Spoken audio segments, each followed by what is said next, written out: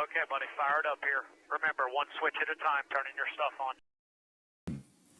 Good evening, ladies and gentlemen, and welcome to Tarnation TV's broadcast of the Talladega Nights extravaganza known as the Mega Marathon Team Race Sprint Event version 2.0. I'm Blaine, and hey, that's Rod. Hey, buddy.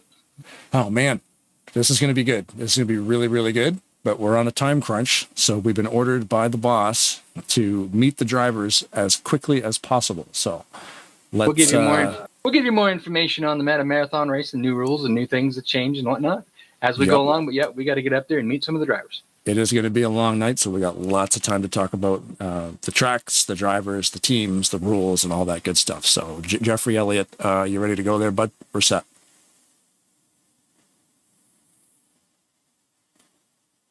We might have to kick him over. I feel he's been busy. He's been running around. He's been extremely busy. Yep.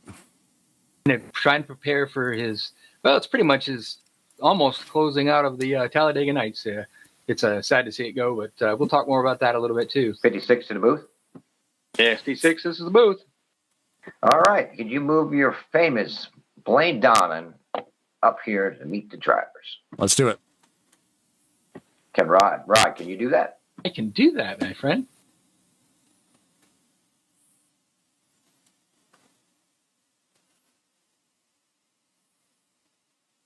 Awesome. Here we go. Another Mega Marathon Sprint event. Talladega Nights style. It's going to be a lot of fun. And 4 tracks this evening. So are we going off the entry list, Jeff, by number?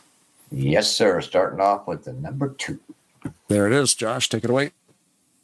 Number 2, I'm on fire, Trans Am, Josh Slocum, Rochester, New York. Thanks for the Jeffrey and all these guys putting it on. Appreciate it. And everybody have a good race. There we are. Starting second, Javier Negron, driving number 4 from Bridgeport, Connecticut, driving for Team Wrecking Ball. Let's go, guys. Greg Loban, the number 8 from Big Stone Gate for Virginia, starting. I don't know where you're at, but good luck, guys. Just have fun. This should be fun tonight. So let's enjoy it while we can. Chris Elliott out of Mooresville, North Carolina, driving the number 9 for Team I'm on Fire. Good luck, guys. Jeremy Jeffries and the 01 Team Rocket Chevrolet, painted by Rodney Sullins. I'd like to thank Jeffrey and the Talladega Nights crew for allowing us to come back and defend our title from the first race. Good luck, guys. Jeff Goodpasser, driver number 10. I'm on fire. And not to thank Jeffrey Elliott for letting me do this, and everybody here on Talladega Nights. Let's go light some fires and kicking fires. All right, teammate. Hello, Jeffrey Elliott, driving the number 16 out of Mooresville, North Carolina for the team I'm on Fire. And hopefully we have something to say about that. The Rockets, you guys are tough, but we're out for a challenge tonight. So good luck to every one of you. Thank you guys for coming out. This is awesome. Randy Wall from Huntsville, Alabama, driving the 21 Ford, painted by Frank Divins. I want to shout out to my sons Christian and Corey, grandsons Adrian, Asher, and Asa. Let's go racing, Corey. Hey, it's Greg Palmer, driving the 22 Chevy Camaro Rocket Racing. I want to thank Rodney Sullins for painting my car, and we are here, Rocket Racing, to defend our championship title. I just want to thank Jeff and all the admins here at Talladega Nights. It's a great 2.5-year run, guys. Let's end it all in style. Good luck, everybody. Driving the number 24 from Southern Ontario is Graham McDonald. Good luck, everybody. Mark Pag. Driving the number 28, Mark Pagula. What team is Mark on? I think he's on the Thunderbirds, right, guys? Driving for the Thunderbird team. So good luck to everybody. From Gainesville, Georgia. Mike Mangialardi, driving the 29 Napa car out of Federal Way, Washington, painted by Frank Divins. Shout out to my friends watching at the Rainier Room tonight. Go Team Napa. Driver of the number 31, Brad Otto. Want to send the congrats out to the Lavelle clan for inviting me and everybody here, representing the Old Smoky Distillery. Let's get busy. Driving the 43, Bob Dixon from Macon, Georgia. Oh, let's get back to Chuck McClure. Driving a 38, I'm sorry. painted by Rodney Sullins, and actually Rodney Sullins' car for Team Rocket from Moundsville, West Virginia. Racing from Big Stone Gap, Virginia. Denny Cowell driving the 41 SRT Napa Dodge, painted by Frank Sullivan. Now, Bob. BL. Yeah, Bob. 43, Bob Dixon from Macon, Georgia. Driving number 44, Brian Lovell from Big Stone Gap, Virginia, representing BSGR and Wolfpack Racing. Good luck, guys, and thank you, Jeff. It's been a great run, and thank all the admins, and just have a good night, guys. Driving number 45 car, Tom Dixon from Byron, Georgia. Good luck, guys. Thanks, Tracy, for watching us on Tarnation TV. Alex Moe, Southern California, driving the 48 Pennzoil Chevrolet. Good luck to all, and thanks to all who put this on. Driving the 55, Ken Roberts with Chevy Pennzoil. Good luck, everybody. James Black in the 58 from Shermansdale, Pennsylvania. Jeff, again, thank you for everything you've done, and let's go out in style, guys. Driving the number 60, somewhere in Virginia. It's Perry Bond driving for Tarnation TV Turbo. Good luck, guys. Keith Bynum in the 63 Chevrolet Camaro, hubcap Annie Racing. Good luck to everybody, and let's have a great time. 66, KD Huntsberry from Orrington, Maine, driving the Air Force Thunderbirds. Like to dedicate this race to my dad. He was in the Air Force. Prayers are with him, man. Okay, guys, let's have a good race. Driving number 67, Garland Oaks from Martinsville, Virginia, representing Team Wrecking Ball. Let's get it on. In the 82, Craig Heckley from Canaan Valley, West by God, Virginia, driving for Rocket Racing. In the Chevrolet Camaro, painted by Rodney Sullins, here to defend her title from last race. Thanks, everyone, for making Talladega Nights the place it was to race. Grant Wesley, driving a number 88, Team Rocket Chevy Camaro from Princeton, Indiana. Thanks, Rodney, for the paints. Also, thanks to Jeff and the admins here. Let's have fun, guys. Ulysses Sandoval, driver of the 96 Team Wrecking Ball, representing Team Wrecking Ball. A big shout out to Zach Roberts because he is a quinceañero now. Number 97, Pat McCarsky, Brownsburg, Indiana, Tarnation TV Turbo. Thank you, Jeff. Thank you, Blaine.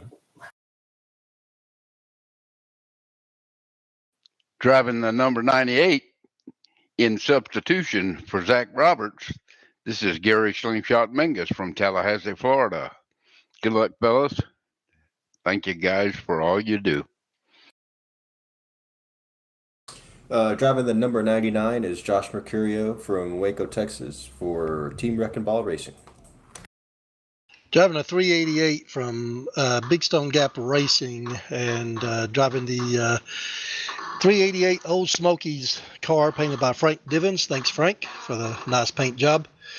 Just want to say thanks to Jeff and Ken and all you guys that have put this together for the last 2.5 years. It's been amazing. Been fun to race here. Sad to see it go. Just wish all you drivers good luck tonight. Let's get it on. Stephen Brandstetter from Randolph, Oklahoma, driving the 510 for the Thunderbirds. Thanks, guys. Bobby Biscuits, driving the 712. Team Pennzoil Chevrolet. Thanks, Jeffrey, for everything. Appreciate having a place to run on a Saturday night. Let's have fun, guys. Robert Breedlove driving a 931. I'm on Firebird. Good luck, everybody. All right, there, Mr. Blaine. There is your starting lineup. We're starting guys that's racing tonight for their respective teams. I do want Dan to just do a minute invocation, if that's okay with Dan. We're going to sing happy birthday to Zach tomorrow night on I Blank Excellence Series. So, Dan, do the honors. Thank you, Father God, for another day that you've given us, for the breath in our lungs, and that we can join together as friends and as competitors out on the track. And we ask, Lord, that you be with each and every one of us in our lives throughout each day. Help us to serve you the way you would have us serve. And Lord, help us to be kind to others and just lead us and guide us in everything we do. We ask it in Jesus' sweet name. Amen. Amen. Amen. Thank you, Dan. Amen. There's one driver that has not arrived yet. That would be Frank Divins Sr. out of Florida. So he's driving the number 09 for the Napa team. He'll be here shortly, guys. Thank you very much, Blaine. There's your guys for the night, and we'll be starting off in about 5 minutes. Awesome. Yeah, we'll be here, Colin. It's going to be a lot of fun. Going to be a long one, but a bunch of short, quick races is always entertaining. So it's a great idea. Glad to be here. Good luck, everybody. Thanks, Blaine. Good luck, gang. Blaine, I love you, man. Had to get that in one more time. Yeah, exactly. Thanks, Greg, with 3Gs. Oh, 3G Greg there. Where am I now? You got your move before I could. I can't see it. There it is. Oh, God. Yeah. I got so many people in here tonight, I have to scroll down. So that's what I was doing, trying to get you up there. Apparently, I didn't do it quick enough. I'm sorry about that, guys. We should almost put the booth on top of the main room so that it'd be easier to get here. But you're right. That would actually be a pretty good idea. You can do that if you want. If you want to drag the booth above the main group, you can, or we'll keep on. We'll work on that for tomorrow, but. Oh, you can do it live if you want. It doesn't matter to me. But I was going to do it before the race, but I forgot to do it. So on the screen right now, we've got slides with all the teams. Some drivers were last-minute substitutions. So like Gary Mingus got in here. He's driving the 98 for Zach. Let's see who else was in the last minute. Ken Hunsbury's not going to be here tonight, so somebody was substituting for him. Mm-hmm. Yeah, I know that Hunsbury's in here as well. I don't know who he was an alternate. So thank you very much to everybody who showed up tonight, and of course the alternates, because like we said, life happens, and sometimes you can't make the big one. But that's cool that we've got alternates because we're able to fill all the teams. According to my numbers on the stats tracker, we've got 37 people connected to the server. So there's a lot of people here. A lot of people here. A lot of little bit of differences in what we were doing from normal. Yep. Doing the same sprint. We're doing the same mega marathon race. Hopefully not for 4.5 hours like we did last time. But no, They've altered it just a little bit. No more a big race at the end. We're going to run 4 tracks, which is cool. And we're going to run each one of those tracks twice, 2 drivers from each team, pretty much the same way as they did before. Slight difference. Now, instead of a lot of qualifying, everybody's got to have a chance to qualify. That makes a pretty big difference in how they start the races, because you don't know if you're going to start up front or the back. Yeah, the lotto qualifying is cool. Good point. But qualifying is also cool because it's just, some guys don't want to run up front, and that's the reason they won't qualify, or they'll qualify, but they'll qualify slow on purpose. To put a time in so you're not going to be dead last, because there's guys who will just abort their run completely. But this way, people are going to be up front who want to be up front, and maybe some guys want to sit in the back. And then there is 40 drivers connected tonight. I think only 16 race in each sprint. Yep. And it's like I said, it's the same format, except for we don't have the big race at the end. It's just 8 races, all sprint races, bang, bang, bang, no cautions, no damage, but there is still the incident point. So if you get found to be, found with an incident point, you get last place points minus 10. So you want to be minding your P's and Q's a little bit and not causing troubles out on the track. I just saw something funny and I was going to go investigate, and then they reset the server. Am I losing my mind? Did I see a pit box on the front straightaway. I didn't see that. I'm sorry. I didn't quite catch that. Man, we're going to go looking for that. And we were just, But the people couldn't now see the other it thing, because we're looking at the rules screen. We got to get used to a little bit tonight. We have some driver changes to different teams. Mm-hmm. Normally, we would see all the levels and Denny Carroll in one team for Big Stone Gap Racing. They're in the old Smoky Mountain Moonshine cars tonight. But replacing Denny Carroll is Brad Otto in the number 31. So then where did he go? Well, he's over in Napa. And so you're going to have to give us a little time on some of these because some of the cars have been changed and moved around. We've been studying them. We've been busy trying to keep track of who went where and what. And then, of course, like as always, we always have a few substitute drivers that throw a little wrench into it at the end. And we got to figure out where they came and who was supposed to be there. Yeah, we'll do our best. I do know one thing is these are cars, so we won't be mistaking trucks and cars. Yeah, no, we've been actually getting better at that on Sundays. We've been really good at that. And unfortunately, this is the last weekend for the Talladega Nights Racing League. So this weekend, this is the Mega Marathon race, and then tomorrow night is the iPix Excellence Series Championship run. 4 drivers going for the championship. I know Greg Lovell's one of them. I don't have that information right in front of me because we're not doing that tonight. That'll be for tomorrow night. You want to know what that is? Come in, tune in tomorrow, and check that all out tomorrow. But that was the thing I never actually checked with the Final Four. Where you just reminded me that I always do that when I set a broadcast up. So of course the broadcast today was set up for this race. I never even looked at the Final Four for tomorrow, so it'll be interesting. I almost pulled it up, and I said, "Nah, let's save that for tomorrow." Yeah, it'll be a good like I say, one. tomorrow's our last broadcast for Talladega Nights. It's sad to see him go. Jeff Elliott has done an excellent job keeping this league up and running. We're going to try to get him down in the booth, as much as we can. But obviously, he's going to be pretty busy. He's the puppet master of the whole night, and so he's trying to keep everything going smoothly. And so we'll get him down here a few times, get a chat with him a little bit, talking a little bit about what it's like running a league. And if anybody you guys out there want to try something that's very stressful and will keep you pulling your hair out, run a league for a while. Oh, jeez. Yeah. See, and I think, too, the Talladega Nights banner is done with this weekend, but I don't think we've seen the last of Jeff. He likes these team races too much. No, so basically what happened, they decided that they were getting worn out. I mean, it's understandable. Like I said, I've run leagues before. You can get burned out by doing it. And they were approached by 4 gentlemen, Ken Roberts being one of them. I know Graham McDonald's part of that, I believe, Kelly Kaza. And basically they just kind of decided, Jeff, you don't want to do it no more, we'll take it over. So now I think it's Prime Time Racing League. Still going to run basically most of the sample nights. And as I understand, there's a possibility that Jeff is going to be an admin in there and run a kind of a Saturday night deal where he can still do some of this racing. So that'll be great. 56 to the booth. That'll be cool for us too, because we'll get to drive in some of these races. Go ahead, 56. Yeah, 2 minutes and count, minute and a half before first race. So we looking good. We are pristine. So yeah, when we get hit to qualify, we will abort and we'll wait the green flag. Okay, I have all their teams in their proper channels, all on Whisper, so it's working out good. Roger that. Thank you, sir. Just got the And word from Team I'm on Fire, consisting of Jeffrey Elliott, Chris Elliott, Jeffrey Goodpaster, Josh Slocum, and Robert Breedlove. We're looking at Josh Slocum right now, bright orange car. And unfortunately, we don't have, like we did last time, we actually had the running order of what the teams were going to do, what they were going to do, and whatnot. I don't have that. I don't believe they formatted this one.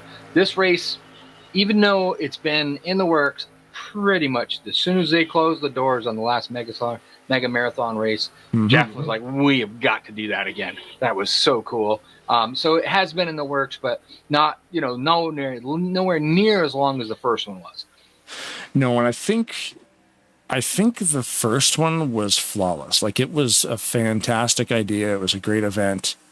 And I believe they are doing away with the main event at the end just because there was a few yellows, and that happens sometimes. But it was a long night for a bunch of people, too. So let's just do a bunch of sprints. Let's add, instead of doing 3 tracks and then a big main, let's do 4 tracks and all sprints, no main. Yeah. So Well, without you a main remember- event, it's just going to be, I think they're running 5% length on every single one of these things. So each race isn't even going to take 10 minutes.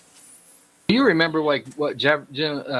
Sorry, I'm walking, looked up, I happened to see Jeremy Jeffrey's name, and it caught me. But Jeff was saying, you know, he went out there, he won one of the sprint races, and he was actually scheduled to run in the next race, and he was just so wound up. And what you don't understand, even though this is not real racing and you're not in a real race car, you get done, your adrenaline is pumping, you're hyped up, you're go, go, go, go, go, and all of a sudden it kind of, you know, Yeah. even that 5 minutes, it goes, whew, and then you just need a minute. You need a second. And Jeff was like, I can't run the next race. I'm too wound. I'm too, you know, no, I gotta take a break. And then he came into the booth with us for a little bit and was telling us about it. So I think it's a great idea. And they just gotta plan ahead and who's gonna drive where, who, where, and how. You know, not only at the track is better for that style of driver, but you know, you don't want too many of the drivers running back to back. And so it's planning ahead. It is, you know, and to have each team isn't running a full team. Like each team's only bringing 2 or 3 drivers into each sprint, you know, so it's, you have to kind of, like you said, you pick who can come and go, and that might be a last minute decision because, hey man, like I just won that thing, my arms feel like spaghetti, like I don't think I can run the next one. Who wants to go for me? And then, oh, I'll do it. So there's that last minute change, and you know, it could be a strategic thing. It could be a guy just has to get up and take a walk around and grab a sandwich or something. And that's something we'll have to ask Jeff too, because I know in the first race there was requirements where only 3 drivers were going to run 2 races, and 2 of the drivers were going to run 3 races, and then they all were required to run the last race. So we Right. don't know whether there is any really requirements other than, you know, I know that every driver has to be in at least 1 race. So, you know, that may be, I think there's a few more than that. I think at least every driver has to run at least 2. But we'll have to ask Jeff about that. But, you know, yeah, it's definitely planning ahead with your team and figuring out, you know, because you don't want to run 3 races in a row. You're going to get burnt out. Yeah, I think you're right. Like, and to have no regulations on that either. Like, hey, if you don't want to put any drivers in the race, I guess you don't really have to. You're just not going to get any points at the end of the night, you know? You still have to have some regulation with it. So you got to have a minimum amount of driver that at least one driver has to drive at least 2 times per se, you know, because if you didn't, you know, you think about that, you'd have Greg Lovell and Denny Carroll possibly, or Denny Lovell in every race, you know what I mean? And then in some incidences, you know, that may not be the fairest way to do it. You got to have your whole team in it. You also don't want to burn those guys out either. Yep. Because if you've got a team that works good together, you know, like just pick a couple of names. Say you've got maybe you got Bob Dixon and Ken Roberts work great together. Well, maybe you want to save that excellent team for a specific track because maybe they're really good on Freedom Motorsports. Well, we got to run those guys on Freedom. Those guys are great. You know, like every driver's going to have their weaknesses and their strengths, especially tonight since we are running 4 different tracks, which consist of, let me assess my notepad, Freedom Motorsports Speedway, California 2005, Homestead 2013 at night, and of course Talladega Night Super Speedway at night. So that Order, as we were told, they're going to do California first, and then they're going to do Freedom, Homestead, and then the Talladega Nights. As we knew Talladega Nights would be the last one anyways. Yeah, and I think I was talking about a pit box on the front straightaway. That happened. That was actually at Freedom when we were practicing. We've now obviously switched it to California. So when we go to Freedom in race number 2, I'm going to see if I can find that phantom pit box because that looked it was pretty funny. Freedom's going to be a new one for me because I got a chance to see some of the guys driving around it a little earlier as I was trying to prep for this, and I stepped away for a minute just to kind of get some stuff squared away, and I was kind of hoping I'd get a chance to come in, turn a couple of laps, so that at least I could say, well, this is what I felt there, but no clue. They tell me it's kind of similar to almost like a Michigan, but I don't know, no idea. It's a 2 mile D-shaped oval. Okay. And it does look like a Michigan. Big wide. But does it drive like a Michigan? I haven't driven it. I couldn't tell you. Me either. Yeah, exactly. Looks So like we're just about gonna done qualifying here. Looks like Alex Moe is going to be out front, so he's one of those drivers that prefer to be out near the front. And Pat McCarsky is going to be your last place qualifier in the back, but I don't count out old Pat. He'll be right up there. 16 cars, just like we thought, starting the first race of this evening. Thank you for watching on Tarnation TV. TarnationTV.com, of course, is the website. If you like what you're seeing and you want to hire us up, you don't have to, but it's there if you want to.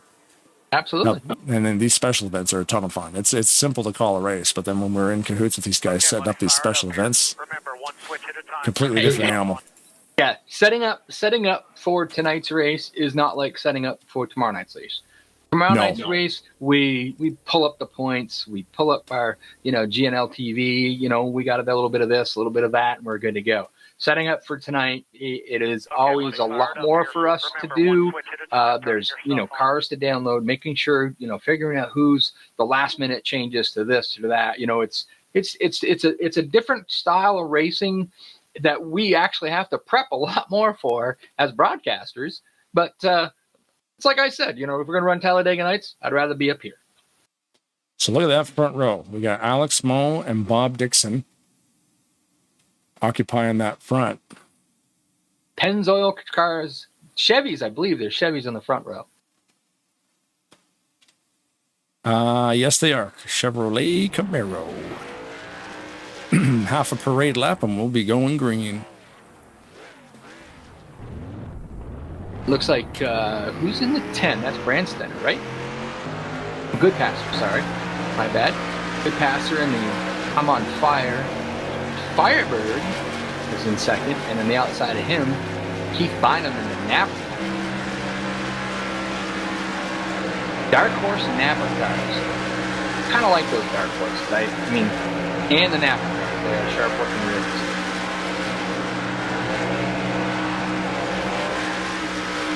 And level back here in the old Smoky Mountain Moonshine car. Those cars look pretty cool too.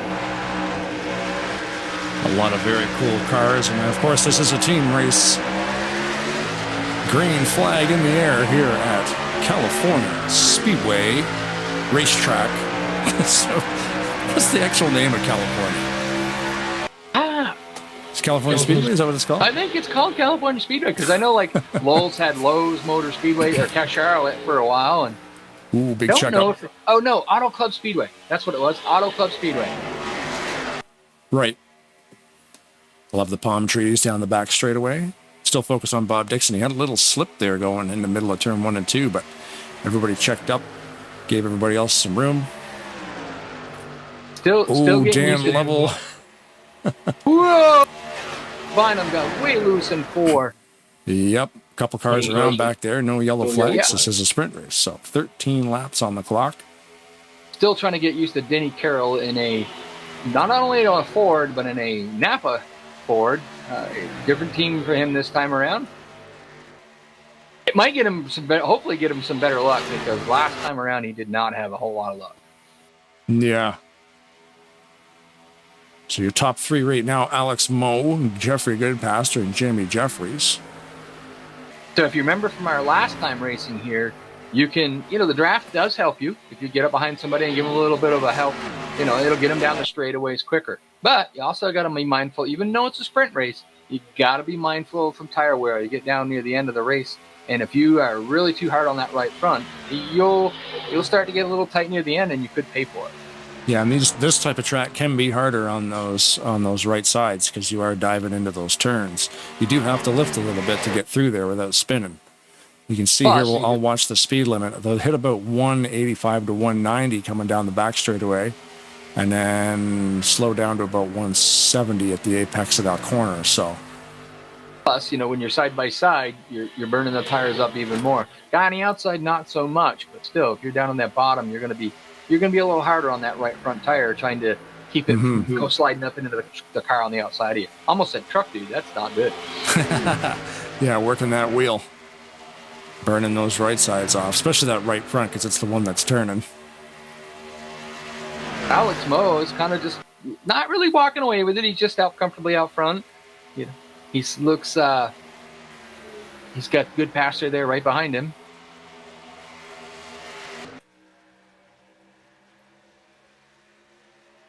Yep, Jeffrey Goodpass just found a good line. He's staying, not a whole lot of bobbing and weaving. And actually, if you get points for winning, yeah, you get points for second too. You do, and this is with 8 sprint races tonight. You don't need to win all of these races to win the event. I mean, if you win, and if your team wins like 1-2, and then maybe you lose like all the rest of them, that win doesn't matter because the points aren't going to be there. But if you can consistently finish in like the top 5 or 6, I mean, that's all you need. Top 10 finishes all night. If you get 2 or 3 cars every race in the top 10, you're probably going to win this event. Absolutely, without incident points. That's the big key thing too. But Jeremy Jeffries, he just drove right down underneath Goodpaster and put himself into second place. And Jeremy's wicked. I mean, last time in this mega marathon race, any race he was in, he was pretty close to the front, fighting for it. And they ended up winning the overall last time. So, they're here to defend. Don't blame him. He's going to be doing the best he can to try to get himself up near the front and get the maximum points for his team. Jeffrey's making a move on Mo there. He's just caught him on the back straight entrance to the turn 3 right there. And they're here representing BSRL, right? I believe that's what it is. I think a different so, league. yeah. So they're racing here for a different league, other than the one that they're in. But that they were invited to come over, and that's what they're running, is to try to do the best they can to promote their league per se, which Talladega Nights has no problems with. Nope, it's a big community here for sure. Absolutely. We got Rodney Sullins in the chat. Go Team Rocket. Team Rocket Racing. Chuck McClure in the 38 tonight, covering for Rodney. We're going to be guessing on a few of them because they did do some changes around. Yeah. Larry D says, good luck, drivers. Good luck to the broadcasters. Nice job. Yeah, good luck to us. We're going to be sitting here for a while. At least the drivers in the middle of races get to stand up and walk around. And, of course, Francesco Malone says Team Rocket is about to take over. That's a possibility. Well, we see one of them up there. You got those 2 old Smoky Mountain Moonshine Dodges right there, 3rd and 4th. And as we talked about before, you don't have to win it. All you got to do is to be the best in your team to finish. And the most guys that you get 2 guys out there finish 3rd and 4th, that's great for your team. And that's what I'm looking at. I see a Pennzoil up front, a Pennzoil in the back, a Rocket up front, a Rocket in the back. But then you got the Moonshiners running 3rd and 4th, and you got I'm on Fire running like 6th and 7th. They're running together. Yeah. That's smart for them to try to run together, trying to do the best they can. And of course, we lost Bynum. I think he lost the draft. And like we said, no cautions, no damage.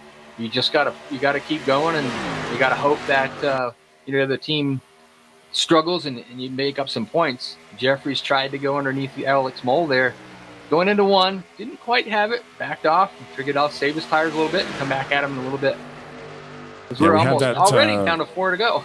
Yep, we had that little accident at the start of the race, and that's why those 3 drivers are off pace. Keith Bynum, Ken Hunsbury, Perry Bond. But you don't give up. You just keep going, and you just hope that you're not the driver that gets find at fault with that incident point, because that would hurt you. Looks like Dan Level's trying to get under Jeffries. I didn't think these guys would bother racing these guys. They just get a 3-4 finish there, but it looks like they're seeing the thing, and they're like, you know what? We're seeing the laps tick away. Let's get a race going here. Dan Level pulled out. He's trying to work his way into second. Dan Level's got kind of stuck on the high side, but the line underneath him with Denny Carroll, and I'm trying to see the orange car there. I believe that is the number 9 will be Chris Elliott. Yep. Sorry, just the camera angle I was at. All I could see was orange. These guys are side by side. This is awesome, right? 2 laps to go, man. They're starting to. Oops! Somebody got stubbed up there with someone from the. That's Joshua Mercurio in the 99. Yep, Joshua Mercurio got a little nudge and got pushed up the track.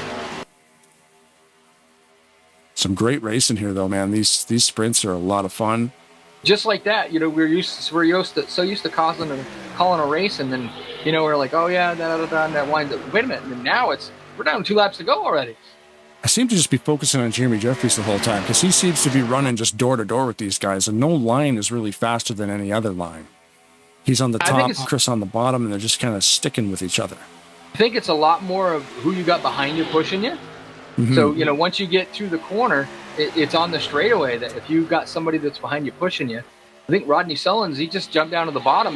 He tried to get up behind Jeremy, but he couldn't quite do it. So he decided to take the bottom. Now looks like he's got a kind of a run on Jeremy, but you know, they don't want to tangle up. Oh, that's Grant Wesley, I believe. Alex Moe's been firmly leading this entire thing. He has led every single lap. We are coming to the white flag.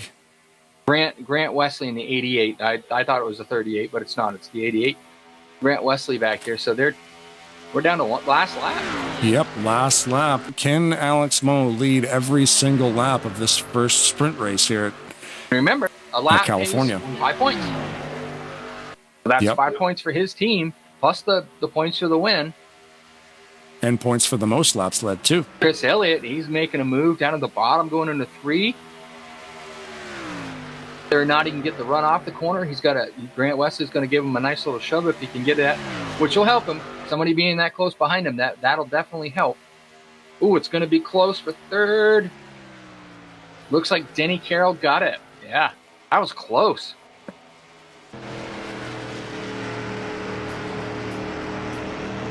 Alex Moe dominating that thing. Yeah. Holy moly.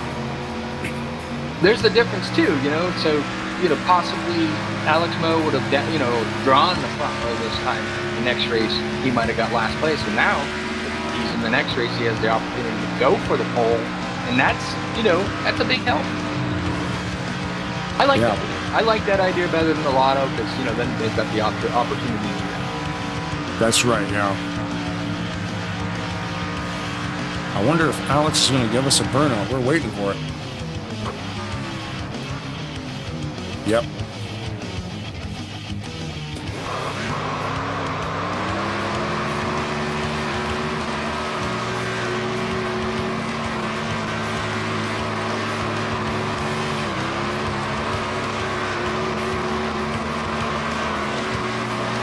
He is burning it down. Yep.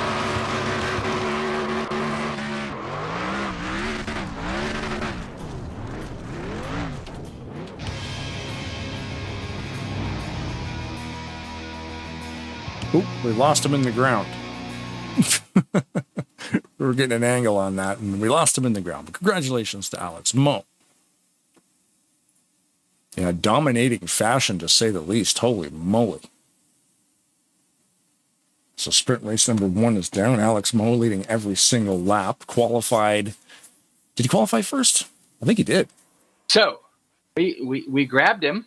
We brought him into the booth, put a headset on him.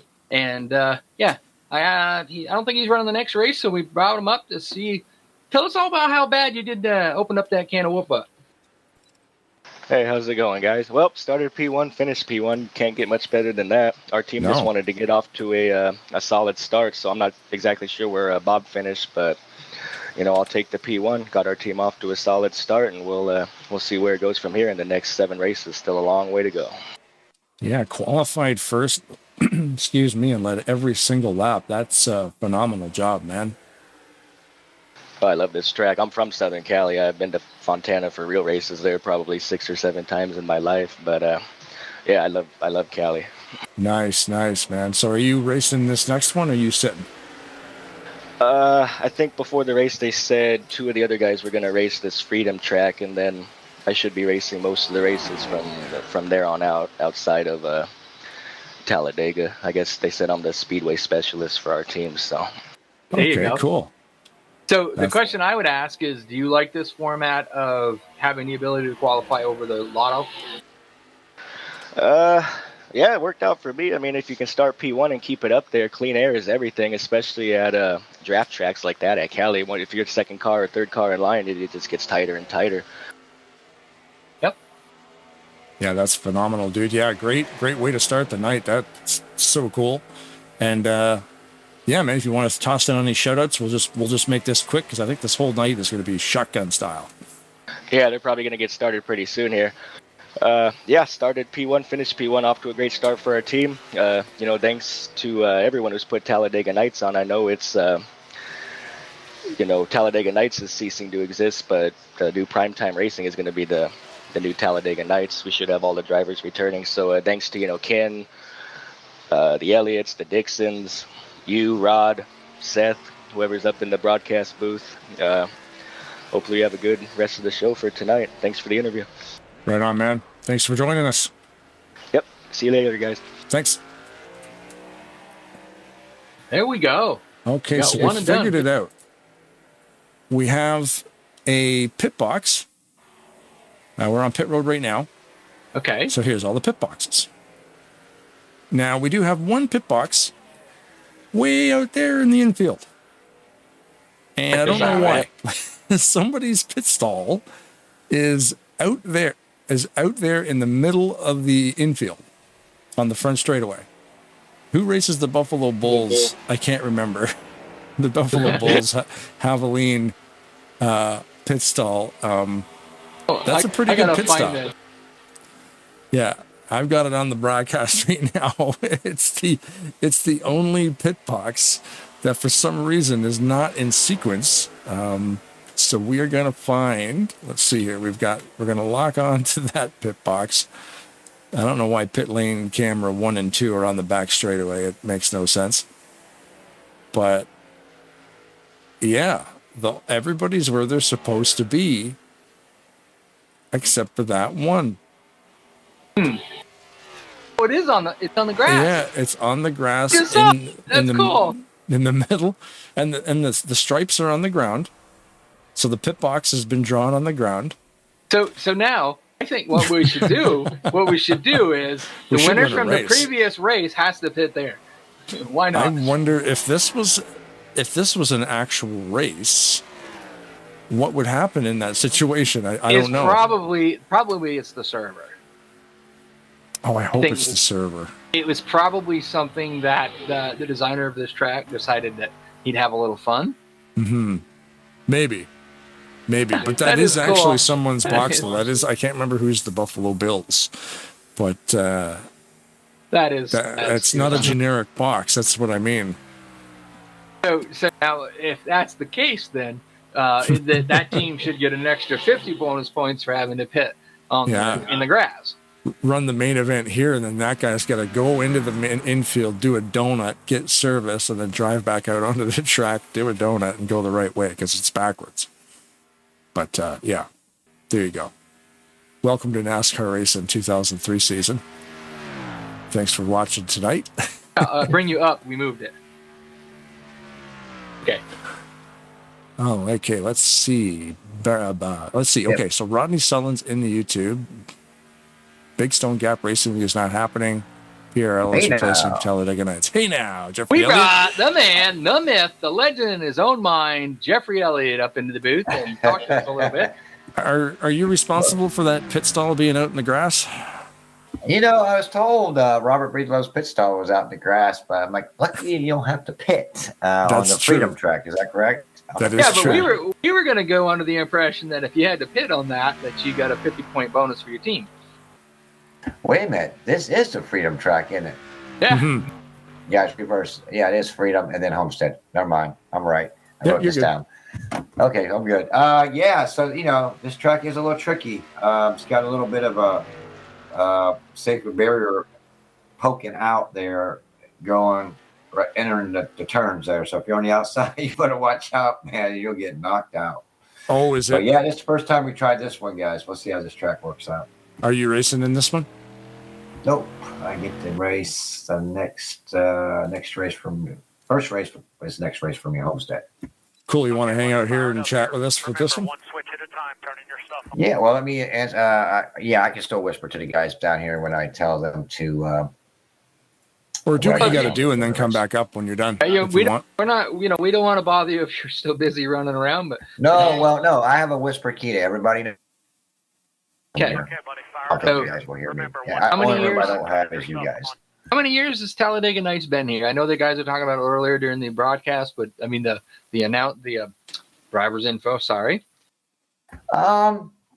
We started doing like series racing,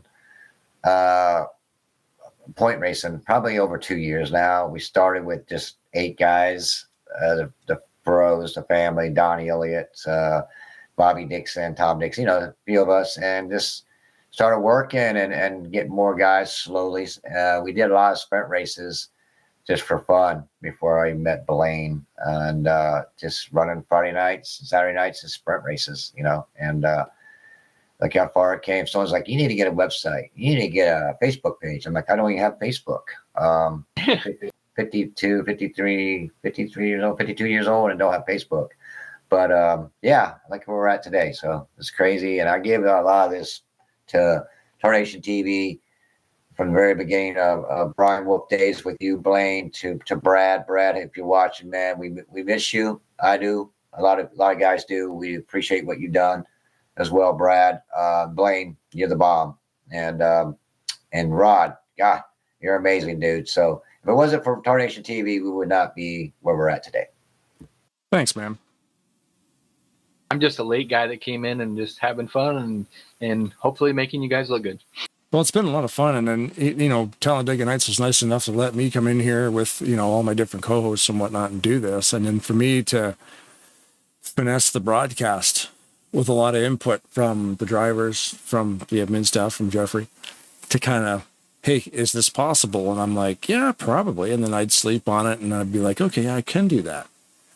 So then the broadcast got a lot tighter and a lot better looking with all the ideas and the input and guys helping me test it. Because you can't test it by yourself. You can test it by yourself, but it's harder to do that. So you go back and watch the very first broadcast and see where you're at and where you're at today. It's night and day. Like Kelly Causey, he hired you to do both of the LS races. It's amazing what you do, Blaine. And I keep throwing all kinds of crazy things at you, and you come through. And my mind goes, a million miles an hour doing this league 7 days a week and thinking of better ideas, better type of racing. And, you can't do it without the drivers. I want to thank, Afterburner guys, ASR guys, RTG, Hobo, Open Speedway, wherever they come from, CCR guys, a few here and there over the years. Without all these guys coming here, we wouldn't be racing. But I'm glad to have brought a lot of people back together. A lot of friendships have been made. And it's an awesome experience. A lot of work, as you know, but it was fun. And maybe someday again, But as I understand. Okay, yeah, go ahead. I was going to say, as I understand, you're not completely stepping down. You're giving the controls of the whole racing league to somebody else, but you might possibly be doing something as on a certain night just to kind of keep yourself into it, being able to do races like tonight. Yep. Just talking to Blaine and Ken and then Graham. I'm going to Prime Time Racing League owned by Keith Bynum is going to be taking most of these guys. We're getting ready to go to race here. A lot of these guys over to there, and I'm going to run Saturday nights team races, just what we're doing right now. So we'll get back to this. Let's watch this race here. Let me get the start going here. And I got to retire my car. back. Hang on a second. And Jeffrey Goodpaster is the lucky one in the infield. Let's see here. Yeah, the number. We've got to do green flag pit stops with that there, just to see what happens sometime. I mean, who built this track? For fun, Jeff. We got to do it just for fun. There's Ken Roberts is going to be our pole sitter, and the outside is whoever replaced Zach Roberts. Happy birthday! Sorry that he couldn't be here tonight. Gary Mingus, his replacement, outside pole. Nice. Yeah, I haven't raced yet. Kind of excited. Can't wait to get out there. But we have I'm on fire. Mr. Robert Friedlove from South Carolina. I believe Josh Slocum from New York, my New Yorker. He's in this bad boy somewhere. I'm looking for him. But anyways, guys, they're ready to roll here. And who we have in front row? Ken Roberts is our pole sitter. He qualified first. He did, and Mingus is right beside him. Oh, ain't that a lovely tandem right there? So some facts, too, about Freedom Motorsport Speedway. It's 2.009 miles, D-shaped oval. Pit road speed doesn't matter, but it's 60. Bank turns at 12, 14, 16 degrees. The front straight is 3,122 feet long at 9 degrees banking. Back straightaway, 2,666 feet with 5 degrees banking. Ooh. And you've got the 2 Dark Horse Mustang Napa in 3rd and 4th with Randy Waugh and Mike Mangialardi. A lot more teams a little bit closer together this time than the last one. This would be interesting because this track has not really been tested with 16 cars. I've never seen it before, so and I was hoping, like I said to Blaine earlier, as I said, would have wanted to get out there and turn a couple laps just so I had an idea, and I said I have no clue. Well, earlier in practice today, before we started opening up for some practice for this particular track, and I tell you, that 21 car, he was fast. Woo!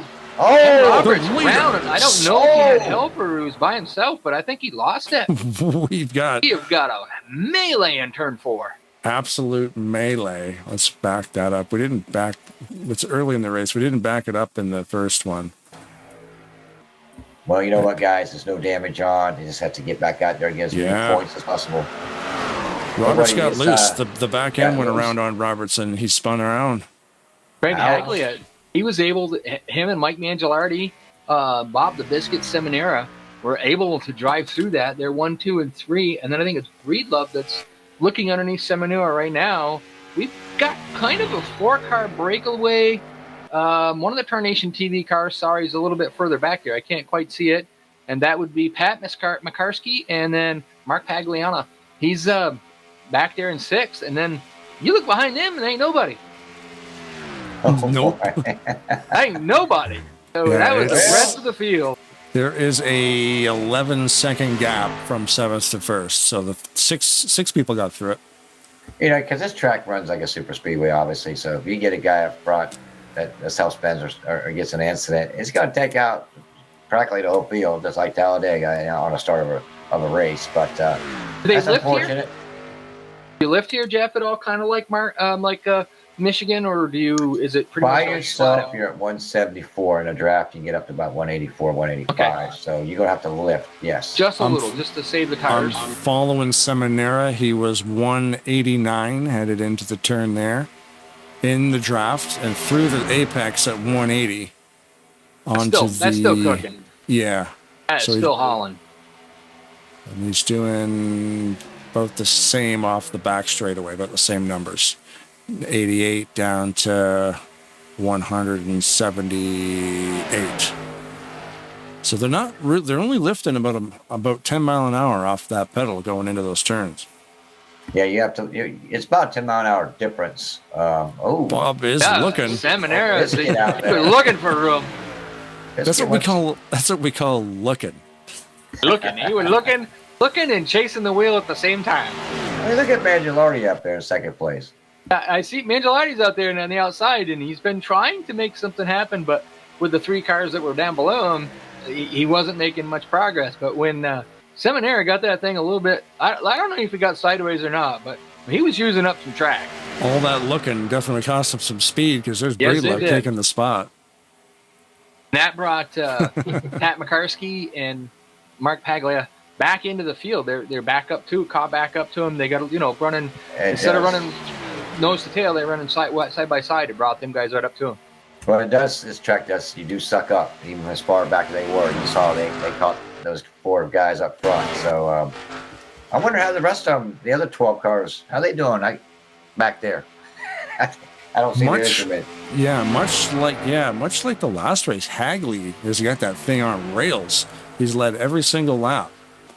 Let's check to see here who's back there. We got Jimmy Black and the 58. You might want to take a look because the old biscuit's coming to the front. He's gonna spill some gravy all over it.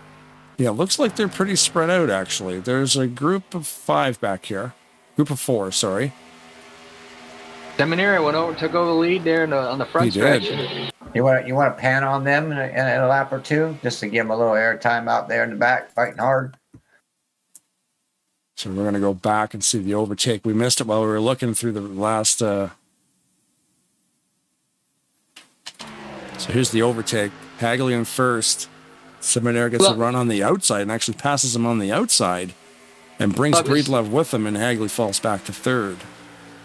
Love to see Pat McCarsky up there. He's running strong. Good old Pat. He's looking down to the bottom. He's pulling in behind Bob and Seminara there, and hopefully trying to get a little more than what he's got now. He's up into fourth.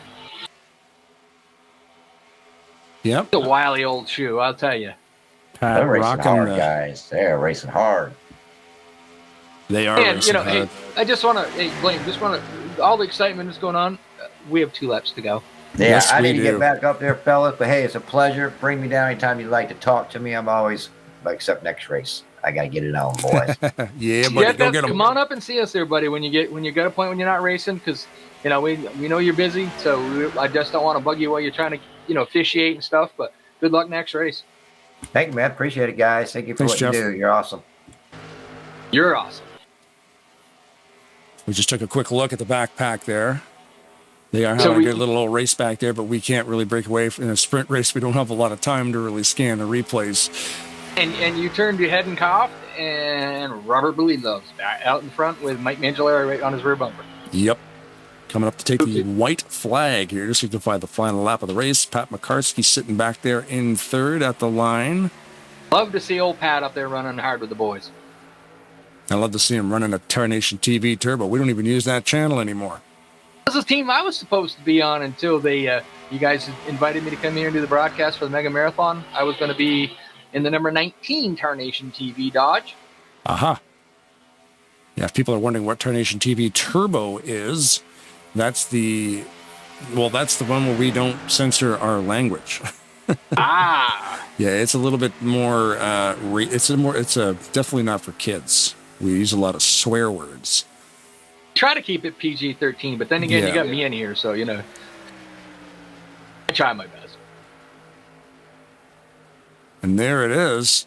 We were watching Mangielari to see if he had Chalk one up for I'm on Fire with anything Robert for Breedlove. Breedlove, but Breedlove has got it. And my man, Pat McCarsky, third place. Very happy to see that. I like pulling for the underdog sometimes. Not that Pat's a slow driver. He does very, very good. But, he's an older gentleman, and he's not always running up front. I'd love to see him running up front. He got the pole, or not the pole. Sorry, he got the podium with Yep. third place for Pat. Absolutely. Super cool. I'm going to see, once he gets done smoking this thing down, whether or not Breedlove's in the next race or not. Oh, I messed up my winner screen. There it is.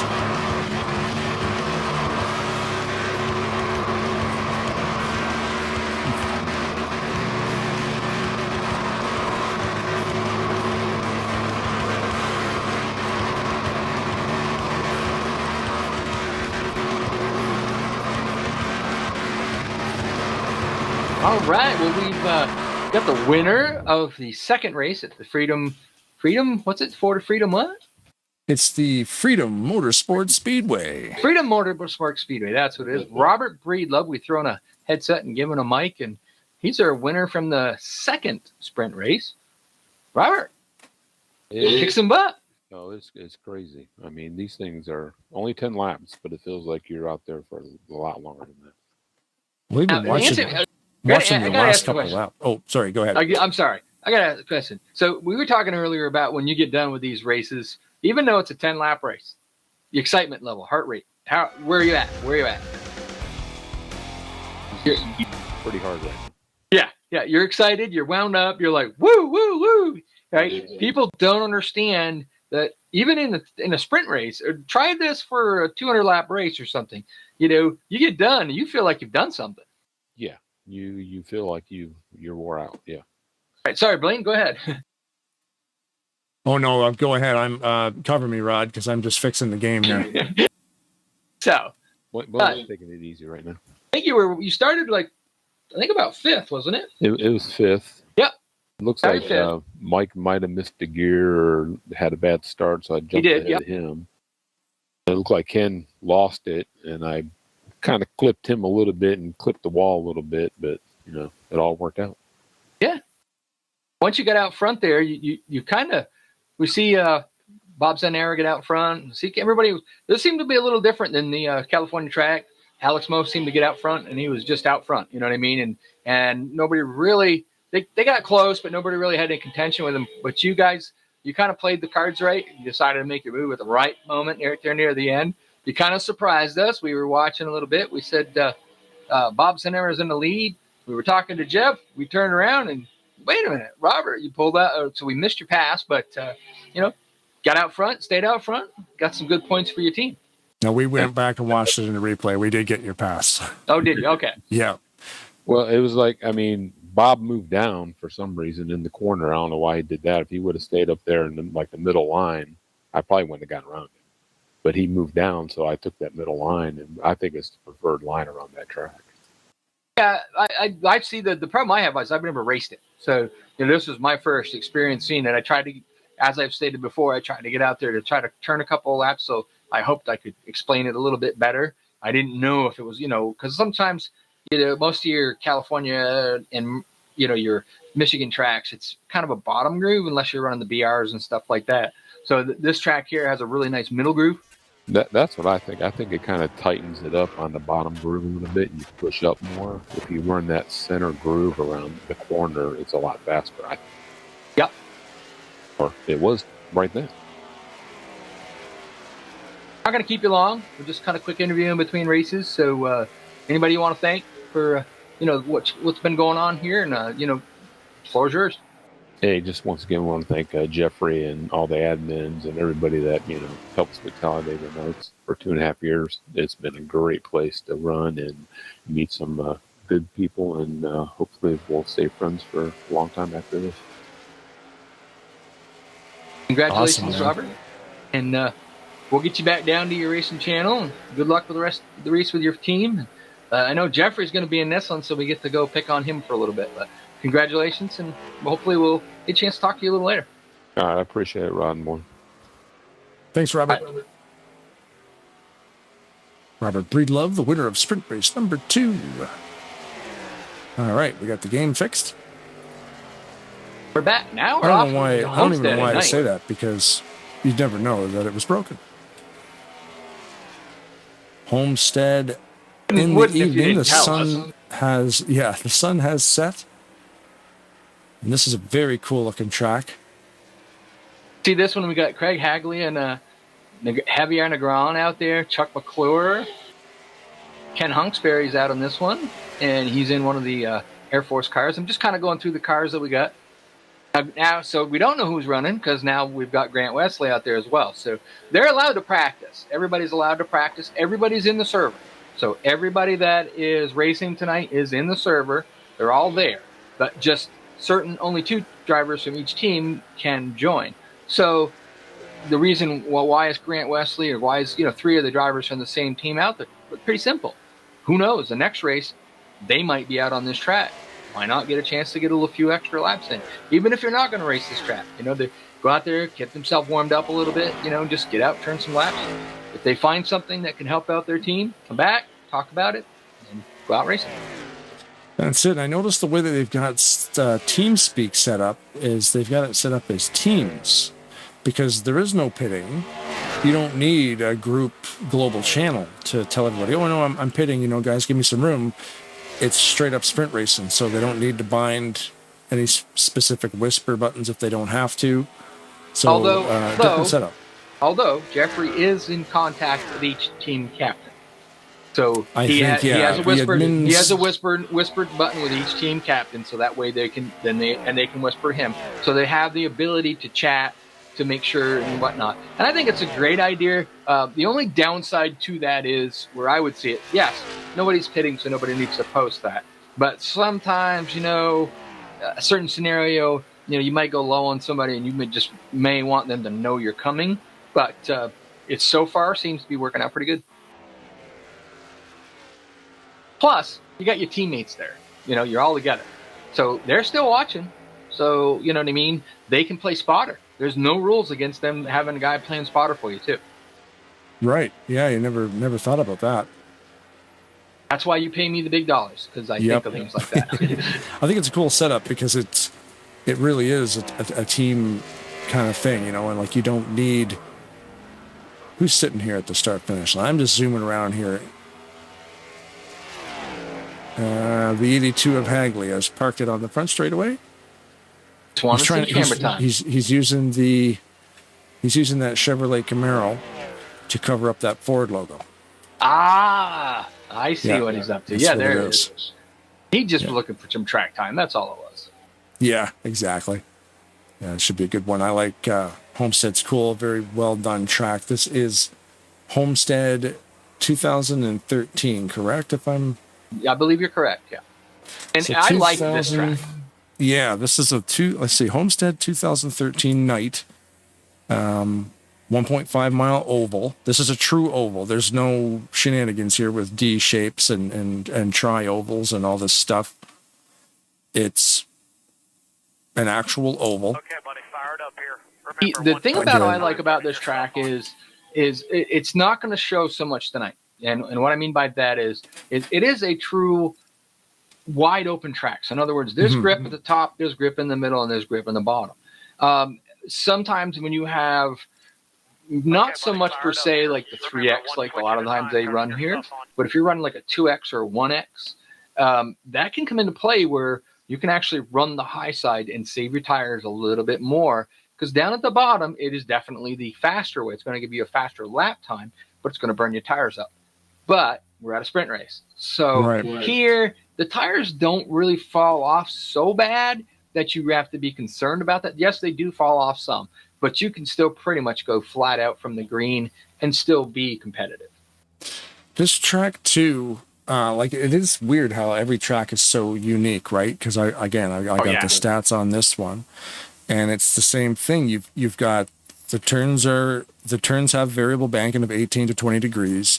The front and back straightaway are exactly 1,760 feet each at 3 degrees of banking. So it is symmetrical. I mean, the only thing that really plays a difference is obviously pitting. And if you were running weather, you would have wind speeds coming out of certain directions too that could affect your entry to the corners, but we don't run wind. So, and yes, that is a thing in this old simulator. If you had a 20-mile-an-hour wind traveling down the front straightaway, it would push you and you'd be way faster going into that turn. And, you'd have a headwind on the other side. So it's cool when they turn weather on because it definitely affects the setup. So the people that don't understand when you say variable banking, well, basically they look at the track, it doesn't look variable banking. Well, let's just kind of give you the concept of it. So let's say the bottom of the track is Richmond, very, very, very flat. Top of the track is Bristol.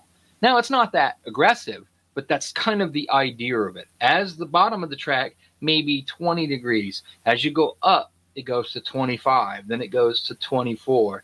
And as the higher you get to the track, the more the banking is. The more banking will hold the car better down to the track. So that's why I say that it's less tire wear and up on the high side. Granted, not the fastest way around the track, but it's faster in the bottom, but it does wear the tires more because you're on less banking.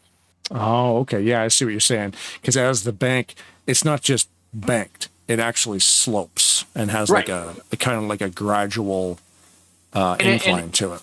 Oh, there's no real line to it. It's not like you're going to go up, there's a dotted line, and then it just transitions. It's a variable, so it rolls up. But as the higher you get to the top of the track, there is more banking, more grip, obviously, depending. Now, we don't have the tire wear as a concern that in here. I'm trying to think of the terminology that iRacing uses, but it's as you drive more on the track, it puts rubber on the track, and then that makes the track react differently.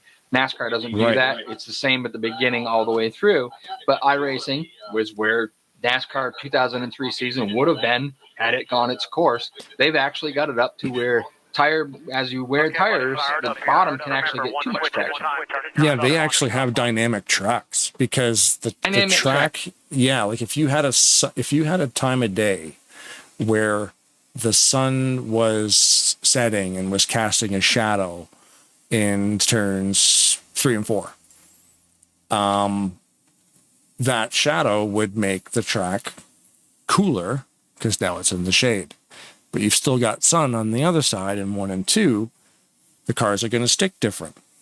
The entire race weekend, the track is dynamic.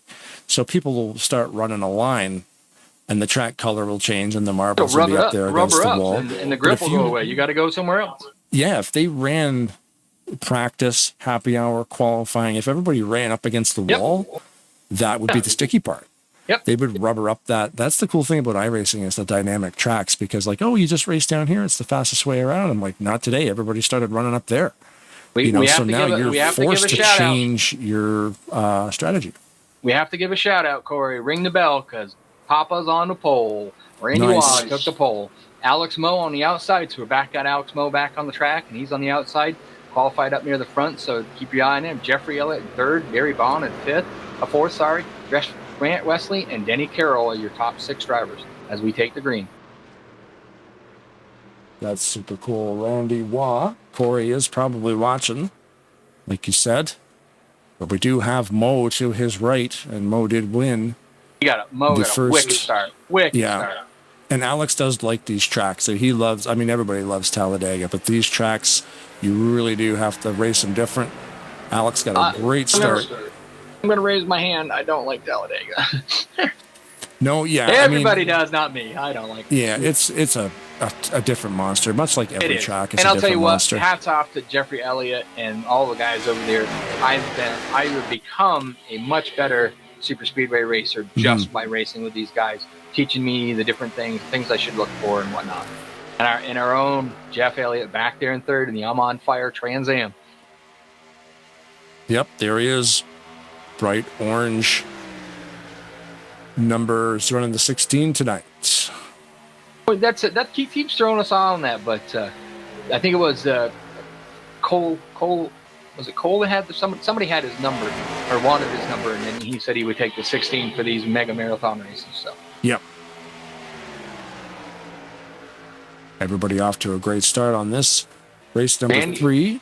Randy Waugh down to the bottom, showing a little muscle with that dark horse Mustang Napa Ford. It's all right. That's what you're gonna get me on now. Instead of saying truck, it's the wrong make. Just trying to tuck that nose under Alex Mole there, coming into turn 1 and 2. He might actually get him. He got him. He's down the front stretch and rolling it. That thing sticks.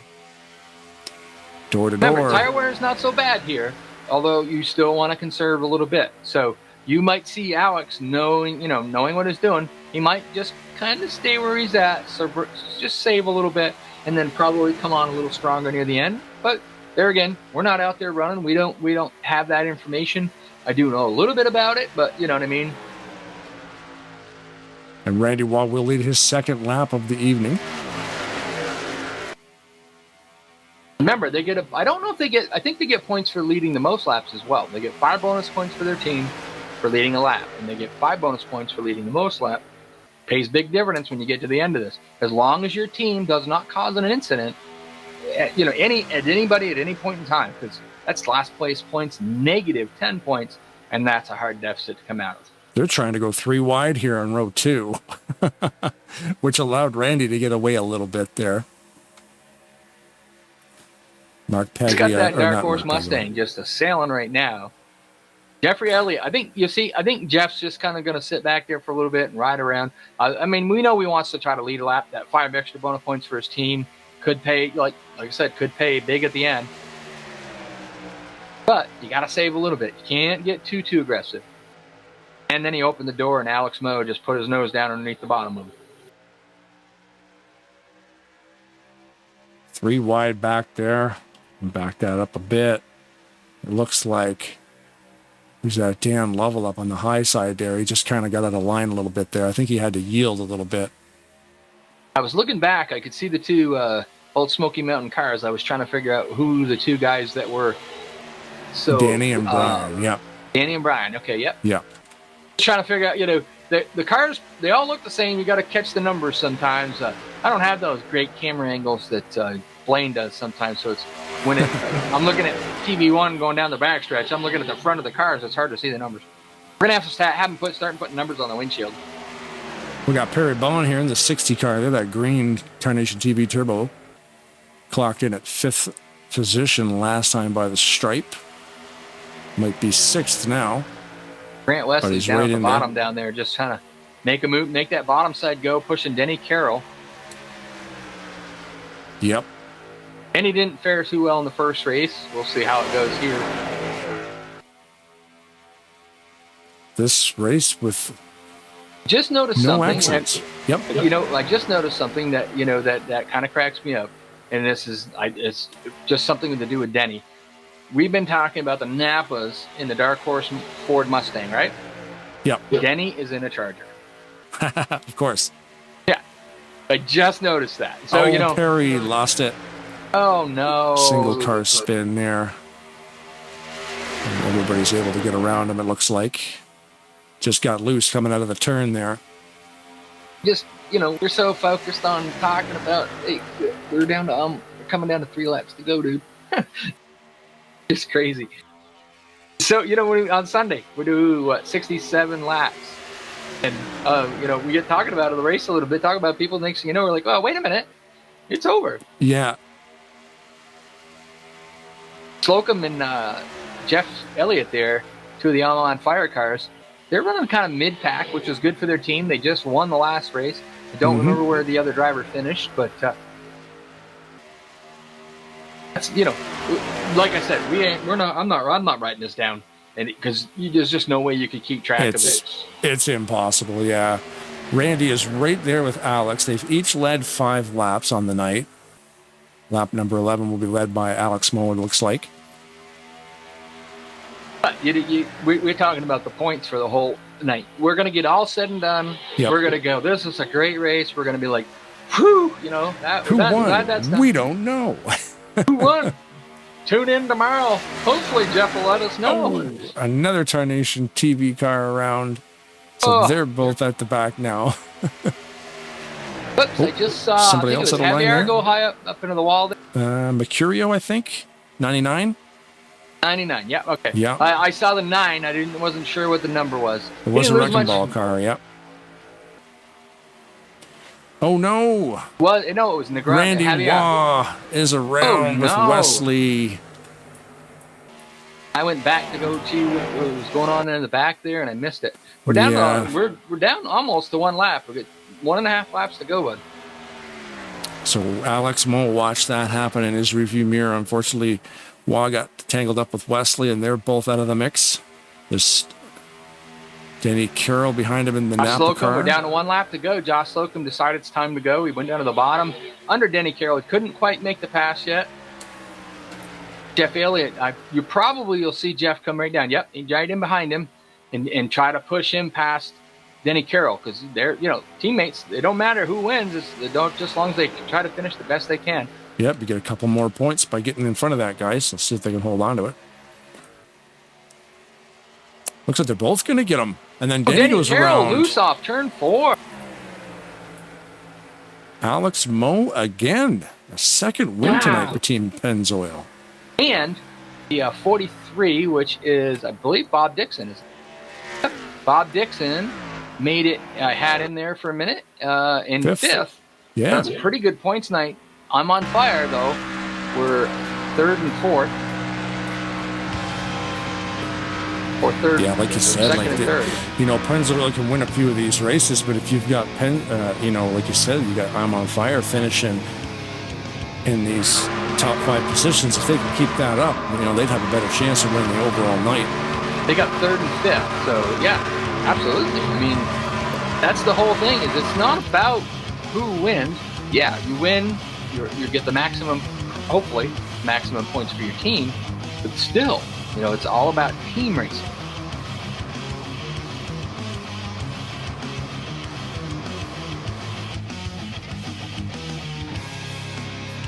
So instead of grabbing Alex Moe, we've had him up here once, let's see if we can get a hold of Josh Slocum, and he can tell us about his 2nd place finish. That is if he is not running in the next race. So let me go find out what he's doing. Okay.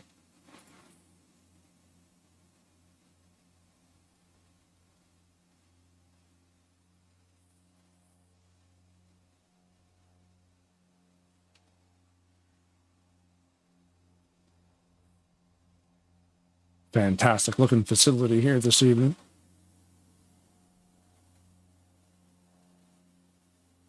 Homestead at night.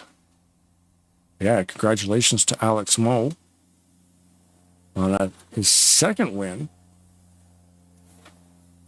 here at Homestead. Yeah, and that's good for him. That's good for their team. Bob Dixon. Bob Dixon finished there, right there in second, I believe it was. That's good for his team. And I got booted out of NASCAR. Imagine that. Was it second or fifth for Bob? He was up there. Didn't quite catch it all because, like I said, I got dropped. Oh, I'll be able to catch it here. Oh, no, it just reset my ticket. On the broadcast, I should be able to see it. Because the broadcast has a delay. Let's see here. Let's see. It was Alex got first place. I missed it on the broadcast too. But yeah, it's definitely a hectic night trying to juggle all these tracks. It looks like Talladega Super Speedway, Talladega Nights Super Speedway, rebranded by John Godfrey himself. We went down and we tried to get a hold of Josh Slocum, but he had to run a little boy's room for a minute. So, we decided to grab one of the co-founders of tonight's event. Well, not tonight's event, but of the whole Talladega Night Series. League. Yeah. We brought put a headset and a microphone in Chris Elliott's hand. Sorry, Chris. And he's going to speak to us for a little bit there, buddy. Hey, guys. What's up? Good job so far tonight. Oh, man. Some great racing. This sprint stuff's amazing, especially the 4 tracks. Awesome stuff going on, man. How you been? Oh, great, man. This has been a lot of fun. I've been lucky. I haven't been caught in no wrecks yet. But, of course, I only raced in one race. But I'll tell you what, that first race, my heart was pounding. This race here, we don't know about the penalties or anything, but, we got 2 guys in the top 3, so we'll definitely take that all day. You got a favorite track so far tonight? I mean, everybody's familiar with the Super Speedway. I like all these.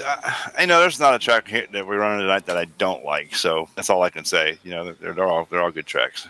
Right, they were chosen for a reason, eh? Yeah, I have never raced on Freedom, and I probably won't race on it tonight. But it looks like a good track. Never seen it, my friend. I know. I just uploaded it yesterday. I uploaded it today. Yeah, and I haven't been on it yet.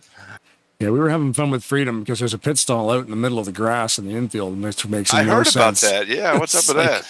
I don't know. I guess whoever made that track didn't check it with a full car field. Well, if you have a cow, you could go grazing over there. Yeah, I think we need to have a green flag pit stop just to see how that works out for that driver.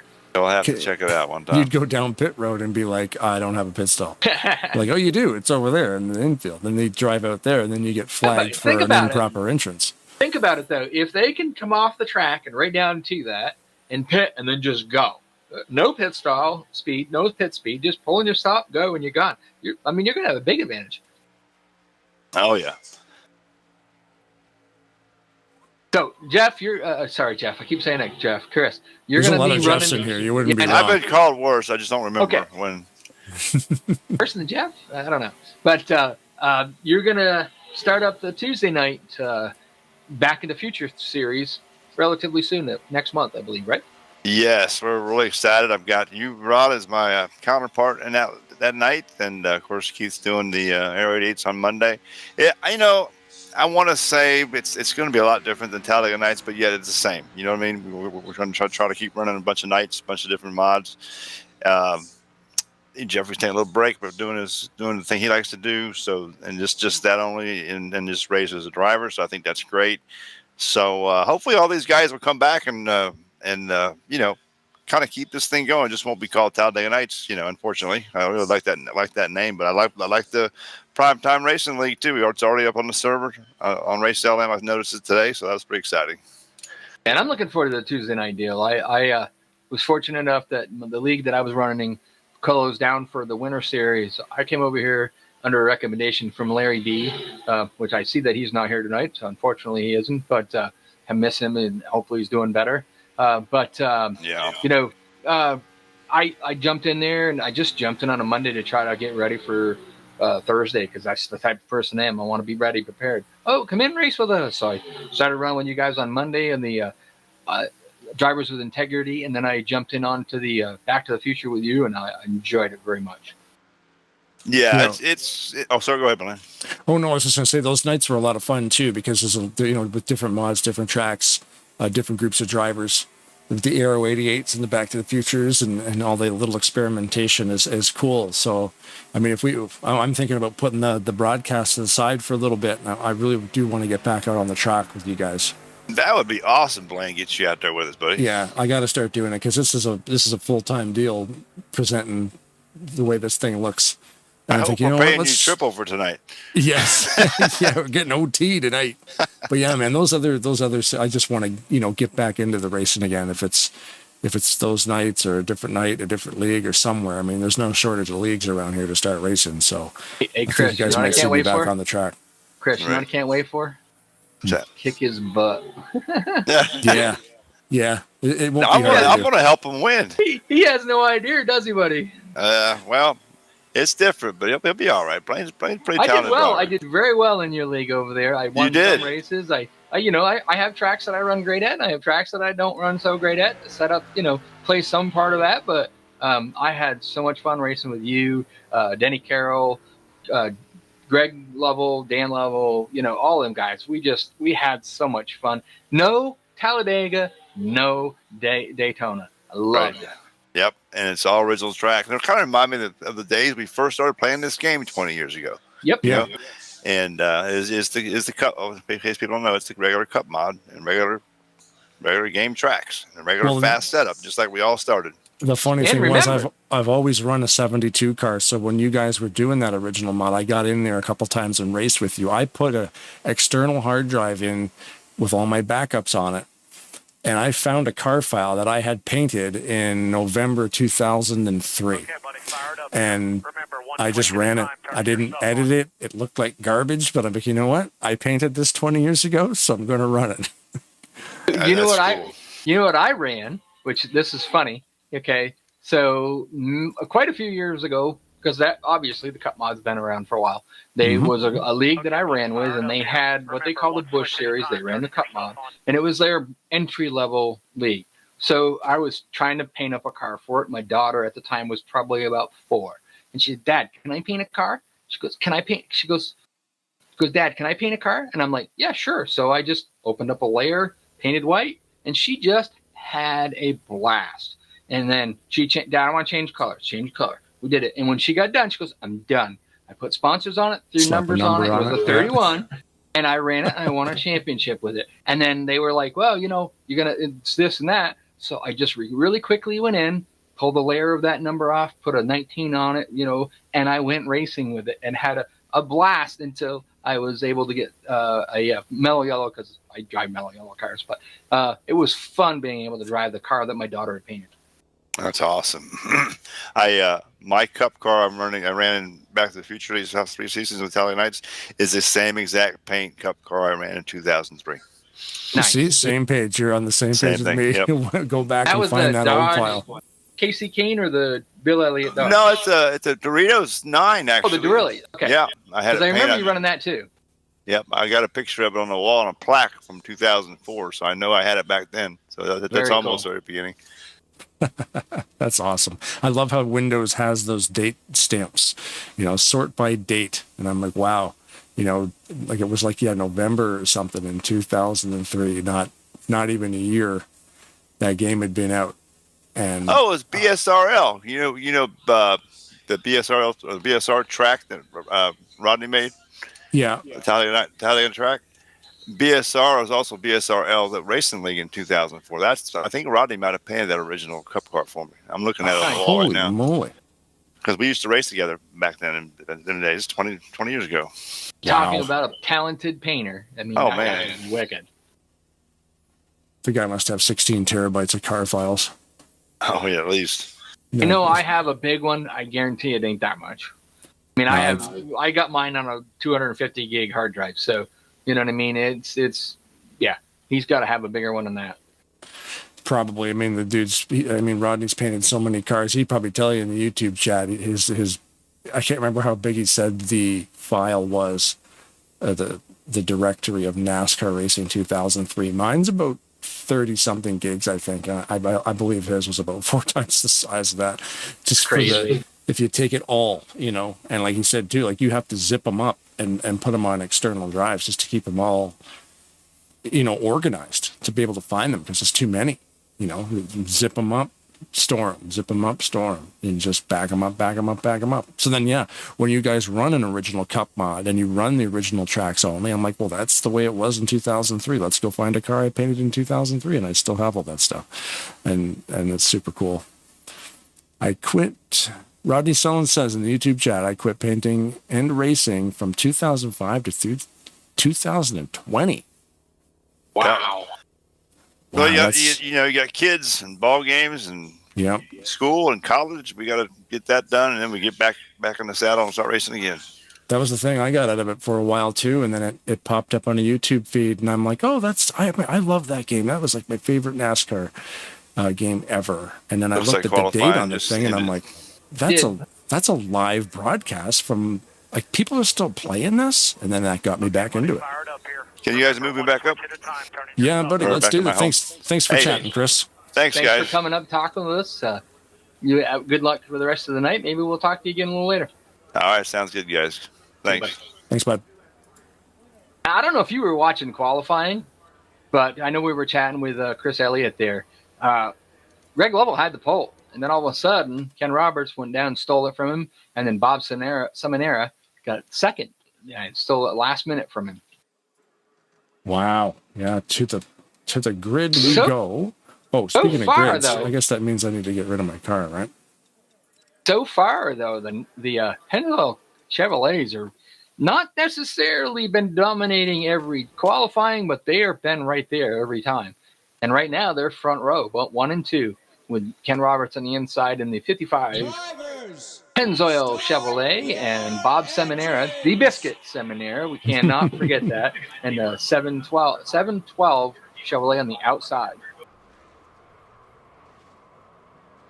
Of course, Greg Lovell back there in third, and he is driving a Dodge, and that is the old Smoky Mountain Moonshine Dodge Charger. And then on the outside of him, I'm trying to catch that. I'm going the wrong way. And that's Robert Breedlove. Currently, we'd just like to thank everybody interacting on the YouTube chat. We got Rodney Sellens, Jeffrey Goodpaster up there, Shadows on Fire, Chris Van Vliet, Greg Hagley, Bobby Carroll. Get those Napas to the front. Yeah, that would be. Pennzoil cars are looking good out there. I was afraid they might be too busy. Wow, that was a lot of interaction. That Rodney Sellens guys, I'm going to have him paint me up a car, I think, because he is a phenomenal painter. Yeah. Join us tomorrow as we wrap up the championship race, the final race of the IPS Excellence Series, 7 o'clock p.m. Eastern Standard Time, sponsored by Frank Divins at Extreme Motorsports, as we go green here to start the 4th sprint race of the evening. Who was the pole sitter? Sorry, I forgot who it was. Was it Bob? Ken Roberts is your pole sitter. Outside was Bob Biscuits Seminara, Greg Lovell, and Robert Breedlove on the outside. We got the 2 Napa, Mike Mangialardi and Randy Waugh. The 2 Napa Fords. They're in the Fords this time. They're not Denny Carroll out there. And so we got a lot of team cars kind of together there up near the front. I see that Bobby Biscuits Seminara pull right down in front of Ken Roberts and trying to get that inside line moving. Outside line's moving pretty good with Randy Waugh, and he's got a couple of those Rocket Racing Chevys in the high side there. I don't have a name yet. It looks like we got the 82 of Craig Haglia and the 22 of Greg Palmer. Yeah, first show tonight of Greg Palmer. Breedlove seems to be the only I'm on fire car in the race tonight. Just got left behind in the middle there. They just waxed him. Put him in the center, no help. Right to the back he goes. Like I said, this is our first time seeing Greg Palmer tonight, and then I think this is the first time we've seen Graham McDonald tonight. That's it. Yeah, the teams have strategies, and they do have the people who, like you can see, Team Pennzoil, for instance, they put Alex Moe out there on those 2 mile ovals. But he's or good the at 1.5 mile, and he won them. He won them both. Yeah, but is Alex good here too? Oh, absolutely.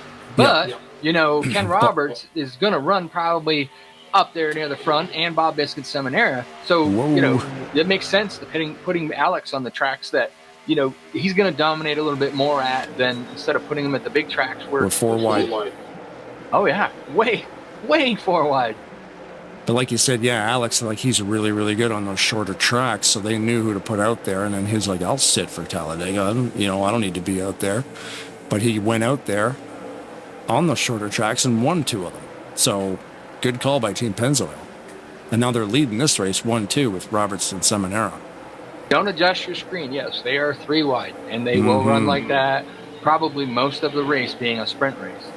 They got her sorted out now. They're single file up front for about the first 7 cars. But Denny Carroll's replacement there, the 31 of Brad Otto. At the line, Bob Seminara will lead that lap. Driving that old Smoky Mountain car. It looks pretty cool. And had a soft spot in my heart for the 31. Uncle's old racing number. We recently lost him. And, it's not the number I run every league that I run at. It where somebody else doesn't always have it. Right. Well, there was another I'm on Fire car out there. It was Jeffrey Elliott, but he has retired 2 laps ago. Something happened to yes. Breedlove kind of got into, I think it was Greg Palmer. Yeah, it is Greg Palmer. No, it wasn't Greg Palmer. Greg Palmer's there, so it was the other Craig Hagler. Craig Hagler, yep. He just barely touched. I mean, unfortunate for Breedlove, you'll probably get charged with that. I'm not sure. I couldn't see it real quick, but it almost looks like he got his nose underneath there. They touched a little bit and took them guys out of play. Yeah, a game of inches, just a little bump. Halfway through the race already. Sprint race, dude. They're already gone halfway through it. Back to looking at those wrecking ball cars. I just love the looks high of them on the side. That high side just railroaded Seminara and Roberts. Yeah. That high side is 6 cars strong right there. Strong. That's the key word, strong. Yeah. They're nose to tail, bumper to bumper. They're pushing as hard as they can. They lost one of them. Mangiolari dropped down in front of Seminara. Let's watch that in a replay from a different angle here. We can watch that high side come and just absolute freight train those guys. With the 8 to 29, Brad Otto in the 31, Breedlove in the 931, they get together and they get nose to tail and they push each other right past those guys. Down the backstretch, Amazing. Greg Lovell and doing it again. Brad Otto there on the high side. And that, there's that tight line, even though the Mangiolari dropped down on him, that tight line is still really tight. We're going really well with Breedlove there in the third. And the 2 wrecking ball cars, the 99 and the 67 of Garland Oates back there, and the 99 of Heavier. Not Heavier, is it? Josh. That's Josh Mercurio. Sorry. Yeah, we have. I just love the way those paints. I love the paint on that wrecking ball car. I feel like we talked about that last time. How it just looks like the ball's coming right outside of the car. It's really cool. I was wondering about that top line, how they were rolling so hard like that, and thinking like Jim Black in the 58, the 24 of McDonald. If they'd have joined that top line, because they decided to join the bottom line, so now both lines are pretty much even. Yeah. And there's a third line starting up there now. But they could have driven right by those guys, put them right to the back if they wanted. 3 laps to go. You know, they've got to make their move. Excuse me. Now, like I said, I don't know if Breedlove was involved in that, or whether he was at fault or whatnot for that incident. We won't know that until after the race or tomorrow. We hopefully will know for tomorrow's IPS Excellence Series what's going on. But I don't see a lot of team play here, though. Garland Oaks just drove right down onto the bottom of Josh Mercurio, and Breedlove took a few more positions on the outside. I just don't see them guys in the back part of this playing as well together. The other guys are, the Napa cars, the Pennzoil cars, the Air Force cars, are all seem to be like really nice and tight working together. The Napa cars, Mike only got one Napa car there. Up front, yep. I'm sure everybody at the Rainier room is watching this one tonight. Hooting and hollering. The 29 is the only Napa car I see on the track. Because the couple, I think it was it Craig? I can't remember. Or Randy. Randy, I think, is driving a Napa car. Yeah. He got tangled in that tussle early on. lot of fun racing with Mike Mangialardi in the Aero 88 series there that Keith Bynum runs. Drivers with integrity. Wicked good driver. We have so many great races side by side, close races, little bumping, little banging, and just enjoying every bit of it. So what do you think's going to happen here? We're coming up to the white flag this next time by. We're about halfway around the track now, and we'll be picking up the white. Bottom line's form real good right now. Try to pass them, or do they just take the 2-3 finish and collect all those points? And I think you got to watch that high side to see if the energy builds. If it doesn't, no, never mind. Yep, Jim Black up in the air. There goes the energy. White flag will be up. We still have one full lap to go. But Mike's he ain't looking forward. He's looking in that rearview mirror. He's watching them Pennzoil cars. Now, they've had a good night so far. Pretty decent night, as far as they're probably concerned. But you got to go for every point. And so there we go. They're pulling out on him right now. And there's nothing Mangialardi can do. And he just can only hope that somebody comes behind him and goes. Doesn't look like it's going to happen. 5 on the top, not going to win that race. I think you'll see. This is just my prediction, but you got Stephen Brandsetter back there, and you got Graham McDonald. I don't think they're going to push the issue too hard unless they really have the opportunity, because it's not try to get as many points as you can. You could they lose want the 1-2 finish, and it looks like they might actually get it. Team Pennzoil, Bob Seminara, and Ken Roberts, they got it. 1-2 finish for Pennzoil. And big night. Greg Palmer was able to sneak in there between Graham McDonald and Stephen Brandsetter and take the 4th spot away.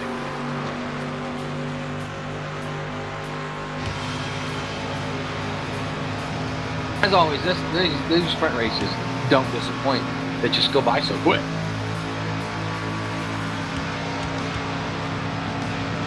Jeffrey Goodpaster in the YouTube chat, a transformer just blew up the entire block, so looks like they popped a fuse out there at Jeffrey's block. So I guess he's got no power. Somehow he's still commenting on the YouTube video, probably with a cell phone. We've actually had that happen at my local track. They run a transformer instead of running right straight off the main power, and they're out there and they took the green flag and went down the front stretch and the track. No crashes, believe it or not. Everybody just rode up and stopped. Really? Oh, yeah. It was amazing.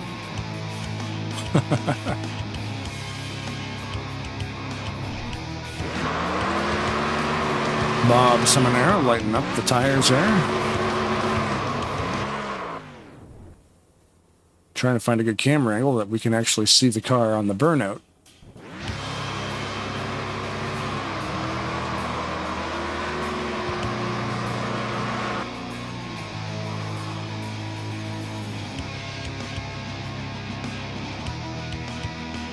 Bob the Biscuits Seminara down there just smoking them up. He's not going to use those tires anymore, so he's not worried about them.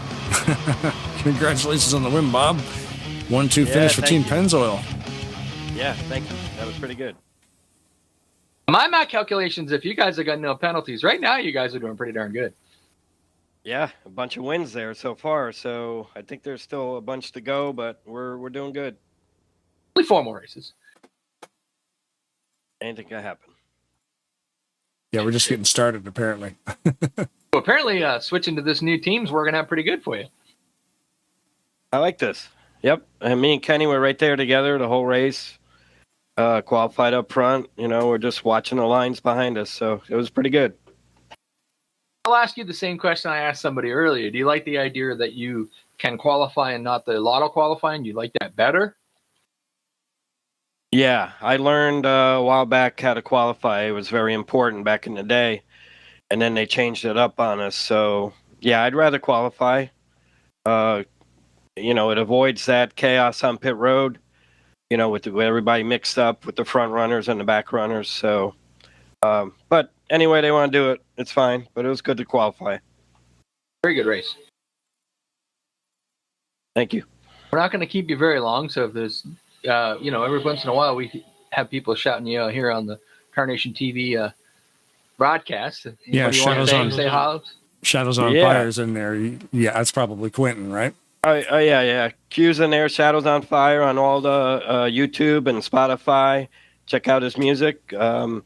Mob's Motors and Bernie's Paints, my guys. But I appreciate you guys and Jeffrey for all he did. Awesome, buddy. Well, we might get a chance to bring you up here later. We'll see. But good job, good finish, and keep it up. All right. Thank you. Yeah. Hope to talk to you later. All Thanks, right, Bob. buddy.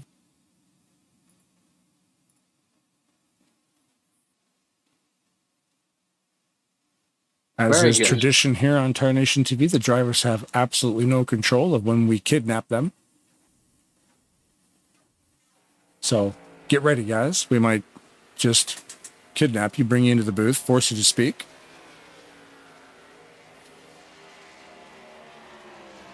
Going back to Cali.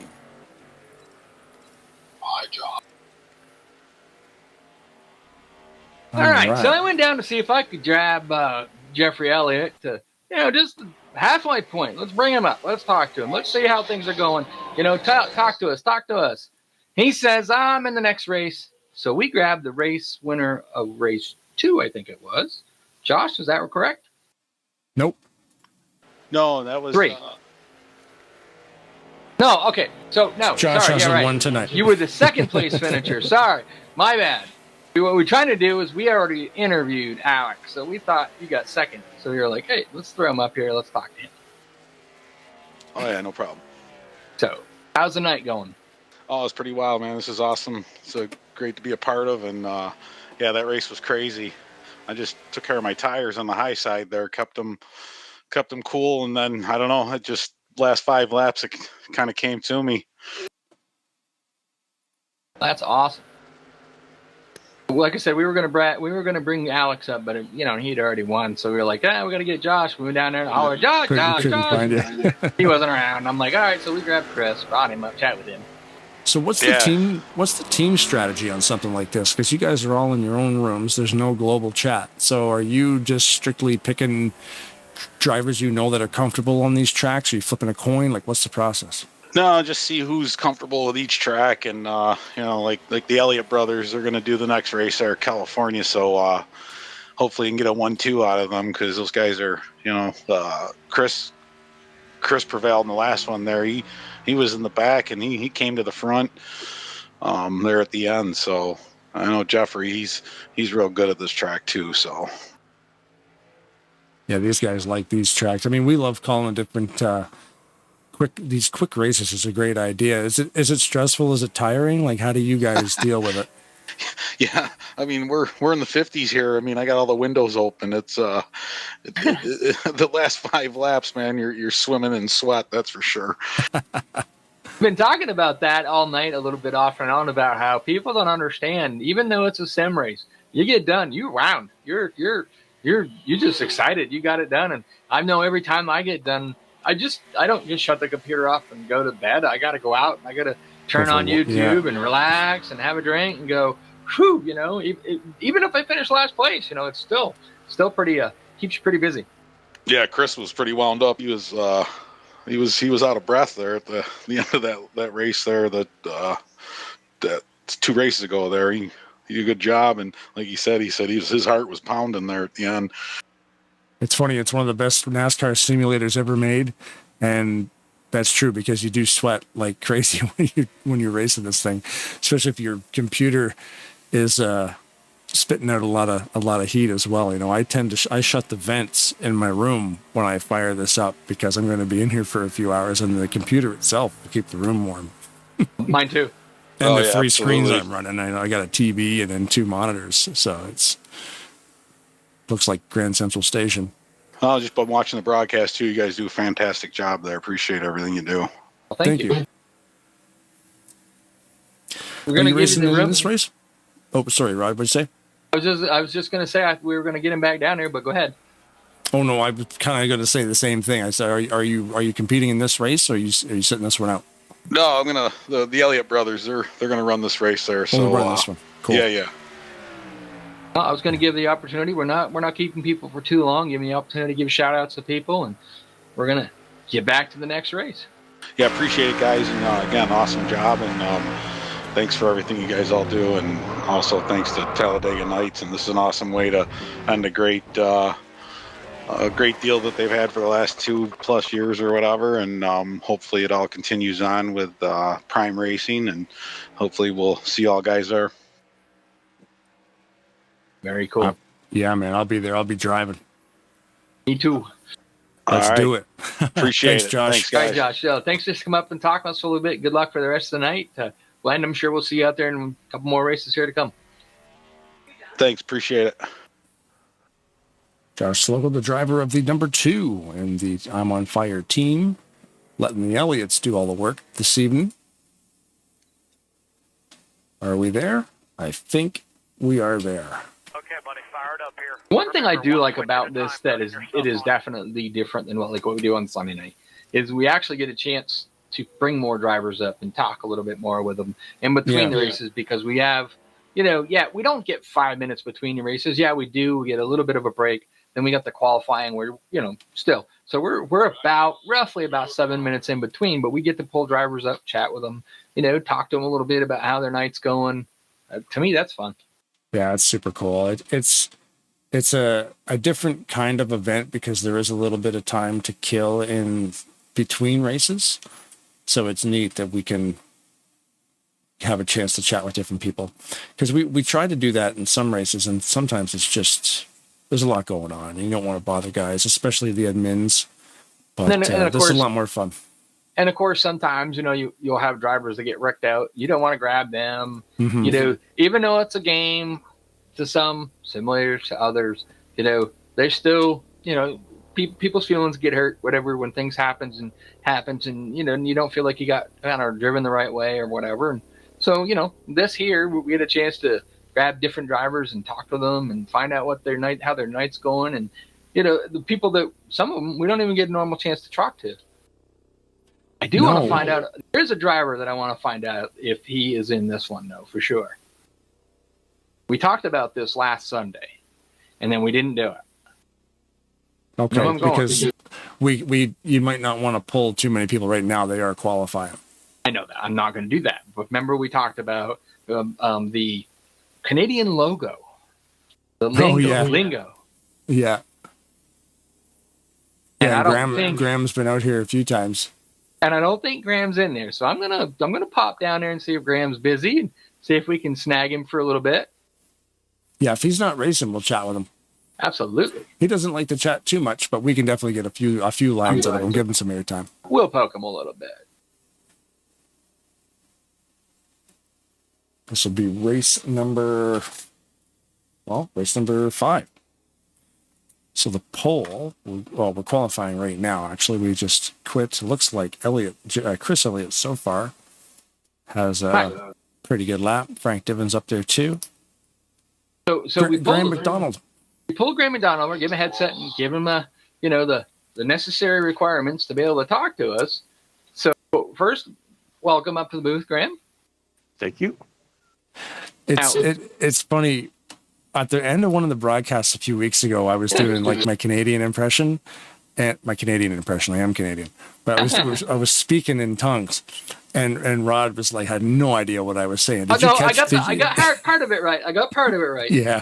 And I told him, I said, Graham will know everything I'm saying. Maybe. I don't remember that one. Oh, it was the tail end of one of the longer broadcasts. We were kind of getting silly at the post race, and it was, I was talking about getting out on the hard water and swatting the biscuits around, and Rod's going, what?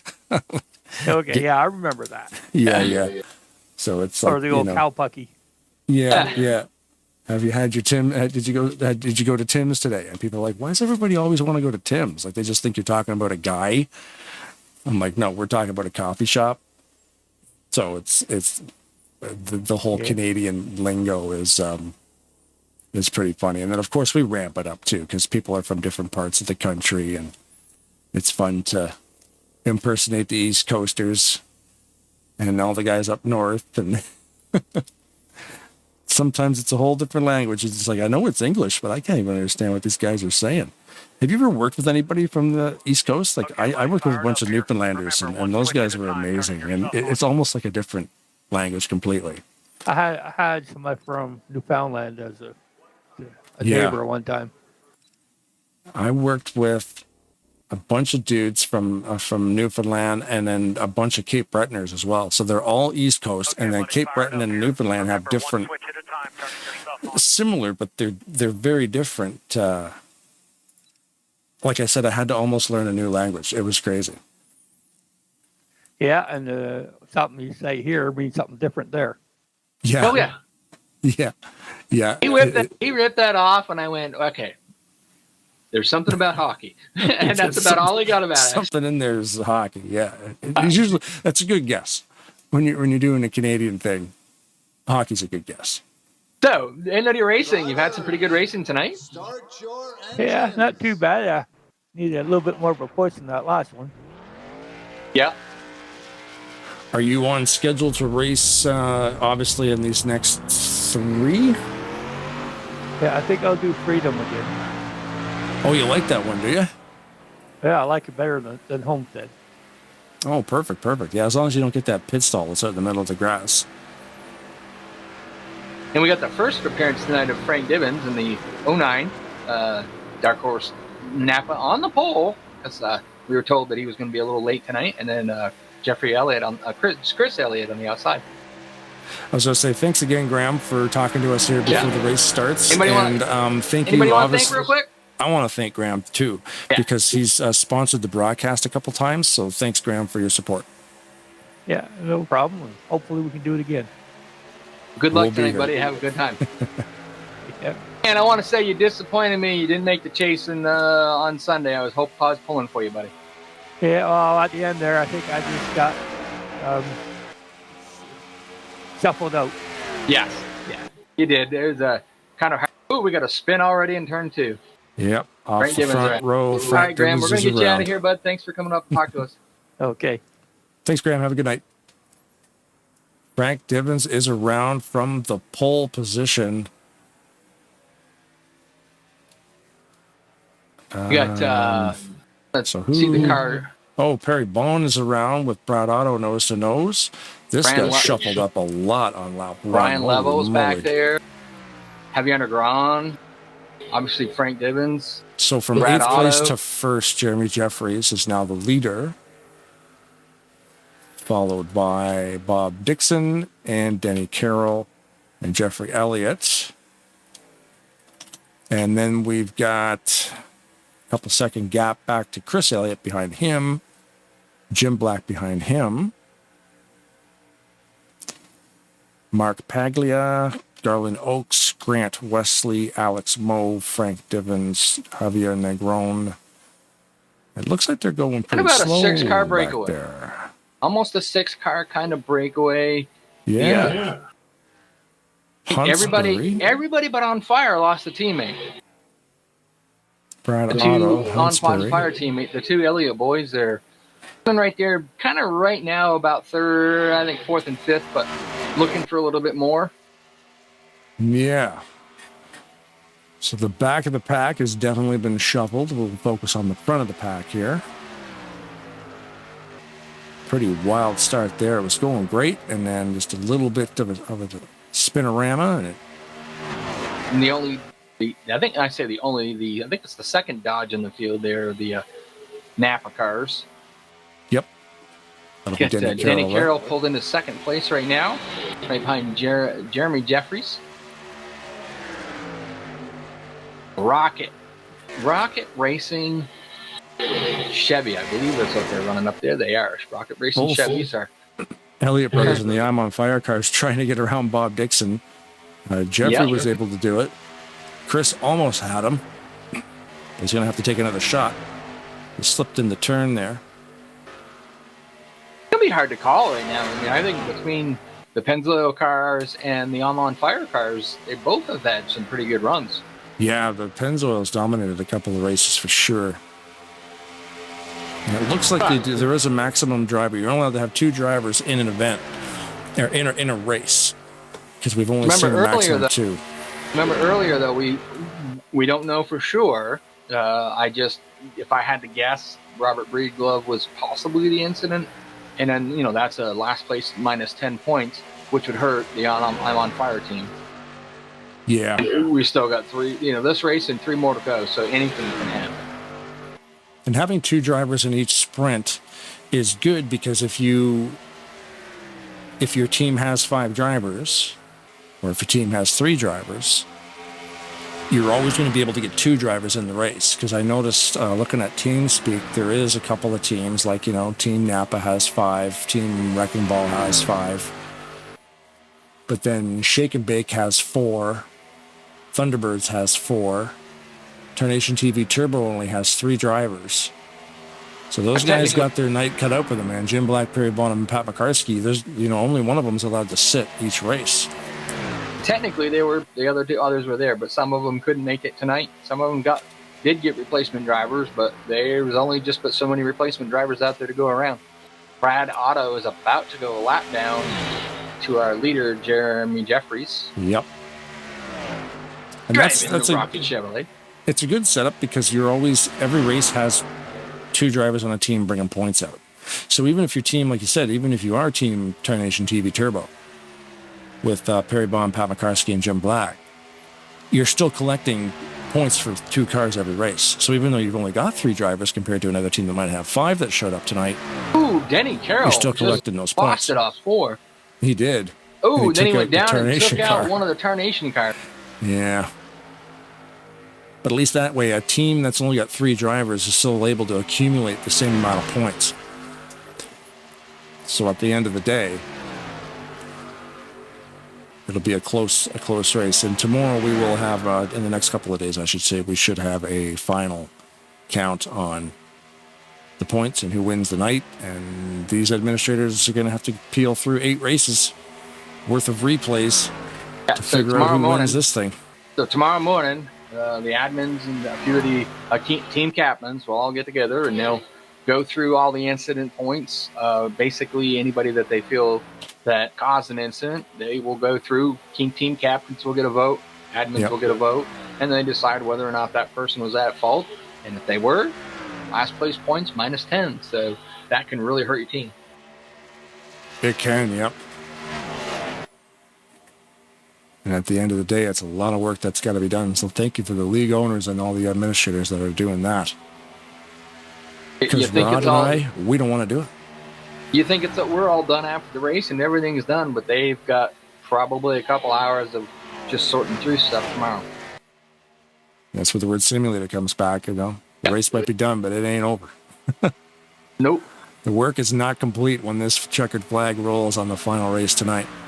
A lot of work to be done behind the scenes to figure out who wins this thing. And it's not an easy event to win. That's why it's the Mega Marathon Team Sprint event. Because it's just a lot of organizing to pull the event off. A lot of organizing now, obviously, to have each race even happen. And then a lot of work after the fact to make sure the points are handed out correctly. And so Ken Hunkster just went a lap down there on the backstretch. We're getting down to where it's two laps to go, I believe. Pretty close to it. And you say, well, why is he still going? And there's still points to be had. Anything can happen to these front-running drivers, and they could end up, having troubles, and he can pass them, and that's more points for your team. Jeffrey Elliott is all over Jeffries. He wants to win this thing, man. Yep. He's trying to get around him. He's trying both sides. He dusted the bumper off there last time around. Like this, the only alliances you got there is the On Fire team, but they're all either Chevys or Trans Am, which is basically the same kind of manufacturer per se. Who's going to go with who here? Looks like Chris Elliott's going to pull up in front of Bob Dixon there, and he's going to try to get behind his brother and help push him towards the front. That's the thing you want. Yeah, you want to help your teammates, but then again, they might not be comfortable on the same line.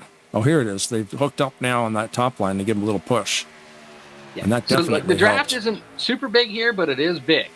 Mm-hmm. It is big enough to where if you get 2 guys that are running nose to tail versus 1 guy, you're going to go by him. Granted, they're on the high side, a little harder way to pass around this track, especially with a sprint race. But you get their buddy behind you pushing, and the opportunity's there. And he did take it at the line. White flag is up. 0.01 seconds at the line. So going to come right down to a nice photo finish, I believe. I think so, yeah. Jeffrey got him at the line there last lap, so Jeff will lead that one. He needs to lead one more. And he's out in front of him. He's out in front of Jeffries. The next question is, was Jeffrey going to put a Hail Mary in there, or is he just going to stay there and just kind of see what he can do? You know, Chris isn't going to go with him. So and before the end of this race, we have to pause for a word from our sponsor. I'm just kidding. Jeffrey Elliott got pied. Jim Jeffries. Jeremy Jeffries. Isn't Jim Jeffries an Australian comedian? Yeah, Jim Jeffries is, yes. Funny. Jeremy. God, I love that guy. Yeah, Jeremy Jeffries got him at the last lap. Jeremy led 11 laps, and Jeffrey led 2. But that's all right. That's 2. That's 5 more points for his team, plus the win for his team, and having his brother right behind him, and I don't believe they have any incident points. So that should be a pretty good race for them. Yeah, a lot of help, too, from the teammates on that one. Chris was able to get Jeff out there, and they got some pretty good runs. Got some pretty good runs on Jeremy, and they were able to get around him. And there's your winner, the 16 of Jeffrey Elliott, the I'm on Fire Trans Am. The I Am on Fire was a Thursday night deal that they ran. They aired a lot of those races as well. You're going to have to get him up here because you know he's going to be breathing hard, he's going to be out of breath, he's going to be all excited. You're going to have to get him up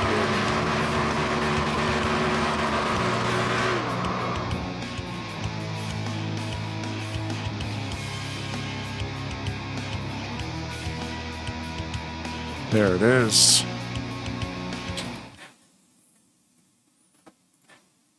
Jeffrey Elliott. Yep, let me know when you're ready. Wins California. Well, we're always ready. Hit the wrong button.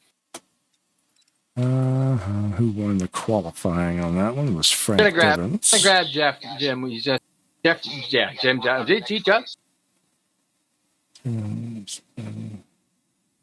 gonna grab Jeffrey Elliott. He is just. He's probably in the middle of talking. He is busy man. Yeah, we can cover for him. I just made sure I made a note of that Frank Evans got the pole position. And your winner of the California second stage of California 2005, Jeffrey Elliott. We're going to hear from him in a minute. You got to remember, he's the guy running everything. He is. He is busy doing officiating, the last minute little bit of officiating. And when he gets ready, he's going to give me a shout, and we'll go. On the administration team, oh look, we actually get the game screen. Oh, it didn't work. I can't push anything. When we get the win screen, I can't actually get the broadcast to view it because it's on a different button. But anyway, that's just technological mumbo jumbo. Thanks again to everybody in the YouTube chat, everybody watching this evening. All right, so broadcast. you're not gonna believe this because obviously you guys can't hear how busy this guy is dealing with everything he said. I went down in the room with him and tried to say, Jeff, we want to bring out the booth. Yep, just a minute. Yep, he's going here. He's going left. He's going right. He's going left. He's going right. Plus, he just won the race. So, as we talked about before, he is wound up for sound. And Jeffrey Elliott, welcome to the booth. Good win. Oh, I love this sparkly muffin-looking microphone here. But, hey, appreciate it, guys. Yes, very busy. Hey, don't be picking on my microphone. This one says Blaine Diamond on the backside of it. Anyways, hey. Of course, I got to save the race, save the export, set the next track up, and get the winner up, make sure he doesn't burn out, which was me, and tell my team who's up next. So there's a lot to do going on at one time. Anyways, guys, awesome race. I don't know what quite happened behind me there, but starting in 8th or something, 9th. I knew I had a fight on my hands getting up there. I'm proud of my brother, Chris Elliott, coming out of nowhere. So kudos to him. But, yeah, man, great race. I had top dog up there, Jeremy Jeffries.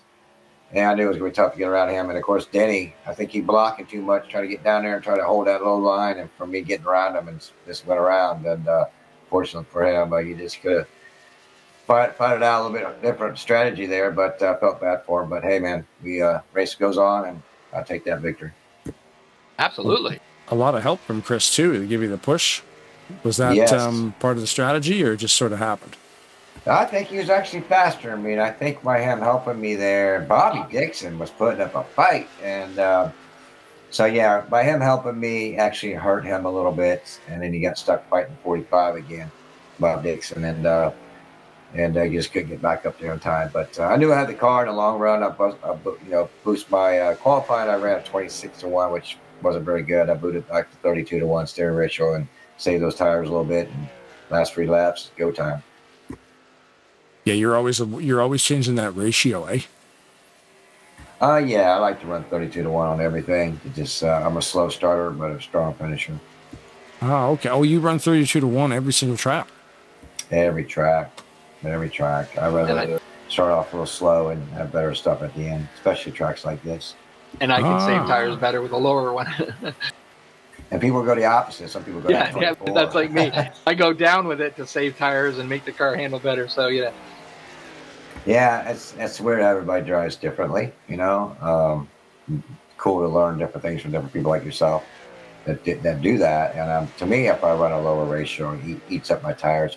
My wheel reacts a lot quicker than I want, and you tend to spin out a lot easier. So I like it where you got to turn the wheel, and it's not much of a reaction. It makes sense. I get why you do that, but it's basically, and my wheel is unlike anybody else's wheel, and I am only looking for a feel of how much wheel I'm turning.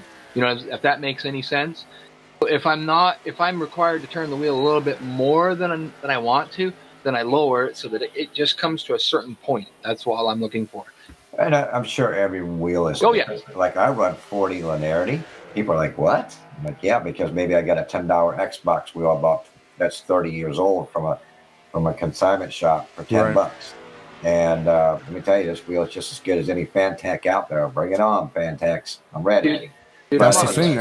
That's the great thing about NASCAR 2003 is because all the settings and all the sliders and the options for control input, it's insane. You've got settings, and then you've got advanced settings, and then you've got the software that can drive the controller from outside the game as well. So like you really can make anything work. And I'm on a 20-plus-year-old Thompson Super Wheel.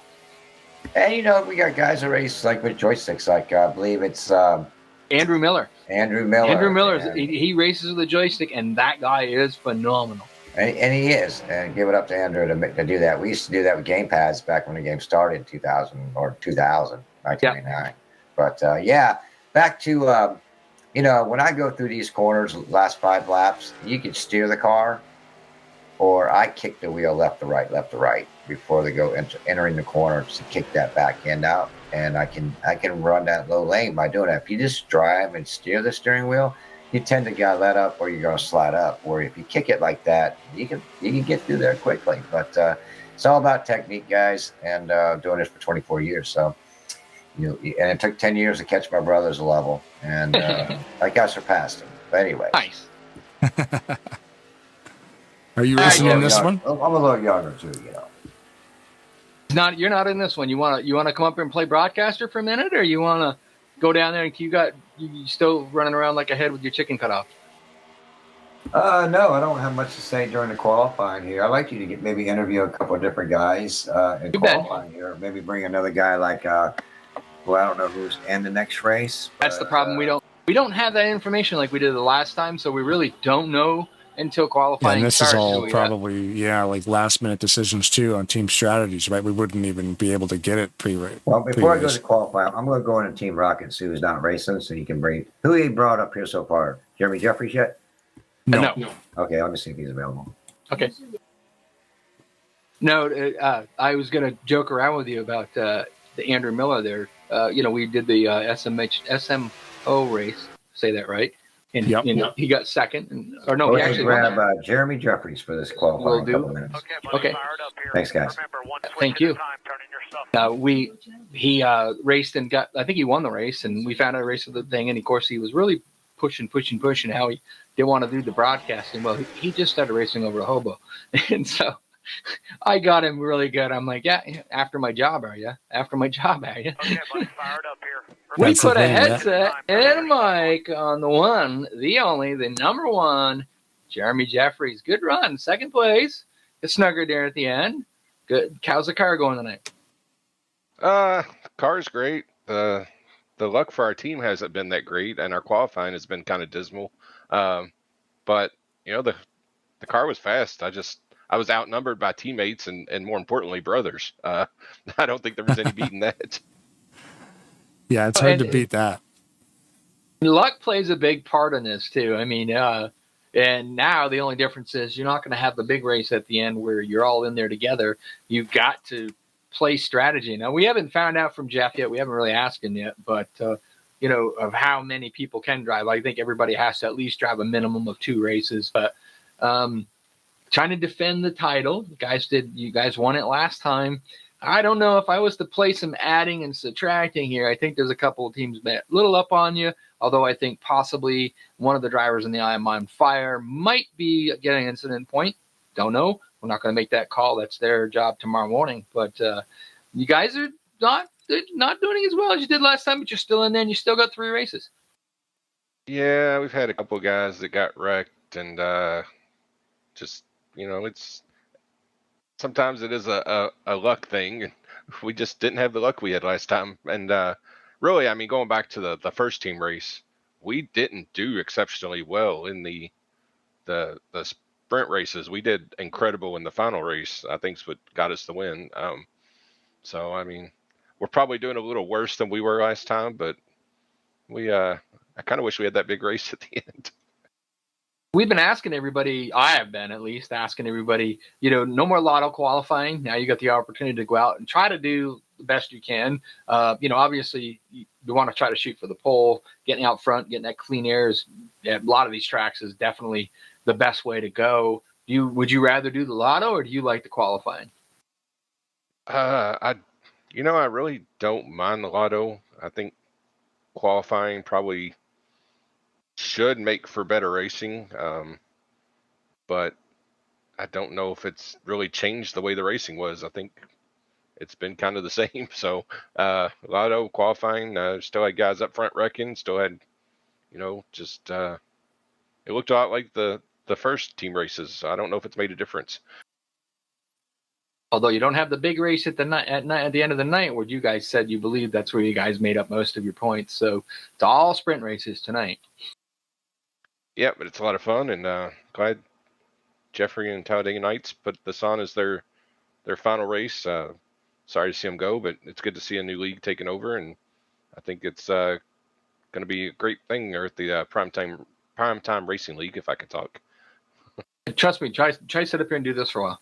I do the same all night, don't I, Blaine?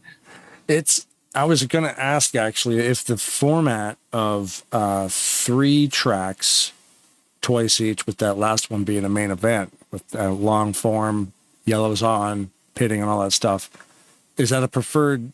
It sounds like you're leaning more towards that because you guys were so good in that main event last time. Or do you like the 4 tracks all being super short sprints? I know a couple of guys on my team, including myself, are more long run guys.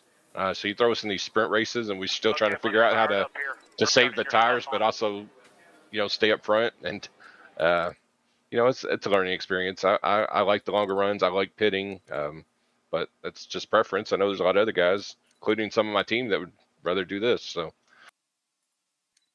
Right. Well, it makes sense. I guess, you know, like you say, they change little things here and there every time. So who knows what will happen next time. But, yeah,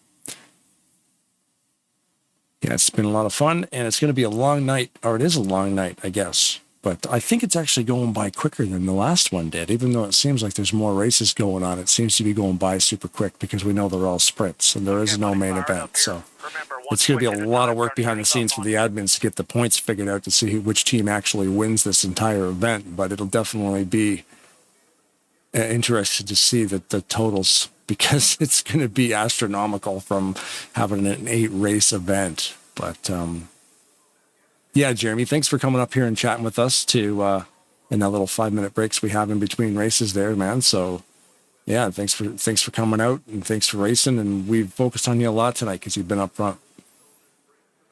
Yeah, thanks for coming out here and doing the broadcast. And somebody needs to get those Pennzoil cars out of the front of this thing because they're doing exceptionally well. I'm on fire, and Pennzoil has been doing well, yes. Did you retire your car there, Rod? Oh, absolutely. That's what I think. I don't have to tell you. So, Jeremy, two things. One, if they do this again, you're going to come back and do it again, right? As long as it's on a Saturday night. All right. I'm pretty sure it will be. Awesome. Quickly, just thank anybody out there that you want to thank. Basically thanking Jeffrey and Talladega Nights and those admins that put all this on, and you all for broadcasting it, and my teammates. I got one of them in the race with me that's a normal teammate, but Grant. But my teammates for the night, thanks for them for letting me race, and we're having a blast. All right. Well, good luck for the rest of the night. Thank you. Jeremy Jeffries. I always want to keep calling Jim Jeffries because he's one of my favorite comedians. It's like, and there's so many Jeffs. It's like, Josh it's not Mercurio. Jeffrey, it's Jeffries. Josh Mercurio on the pro outside pole, the 09. Frank Gibbons. So hopefully he can keep it going a little bit better this time than the last race. Yeah, Frank had a good start last race, but got turned before the end of lap number 1 from the pole position. Harry Bond back there in third in the Tarnation TURBO TV car. Yep, that peppermint green. Dan Hideous. Lovell. Love it. Dan Lovell on the outside there and turn 4. Get these machines up to speed. Oh, door banging. Ooh. Yeah, that was a little bit tricky there. Big save there by Frank Divens. Frank doesn't want to go out in the first lap in this one, so he held on to that. It's tough to... Alex Mole did not get the pole this time, but he's going to be... Whoa! That was close. What a save. Holy wow. Tarnation Turbo swear word. How did he not... How did Dan Lovell hang on to that thing? How did Alex Moe just... He lifted, went back into the throttle, and went, and I mean... He lost a little bit, but not much. He's going to be right back up to speed in no time. That was, wow, there's a lot going on. That was 2 close ones, and they both, like, Frank saved it, and then, who did I say? Alex had to lift. I mean, if he didn't, yeah, that was going to be bad. Yeah, that was Oh, unreal. we got, I think it was Greg Palmer or 80, he might have 82, spun on the turn 4. Catch what it was. It was out of the corner of my eye. No, it was not the 82 because he's still going. Currently up front here with Graham McDonald onto the back straightaway.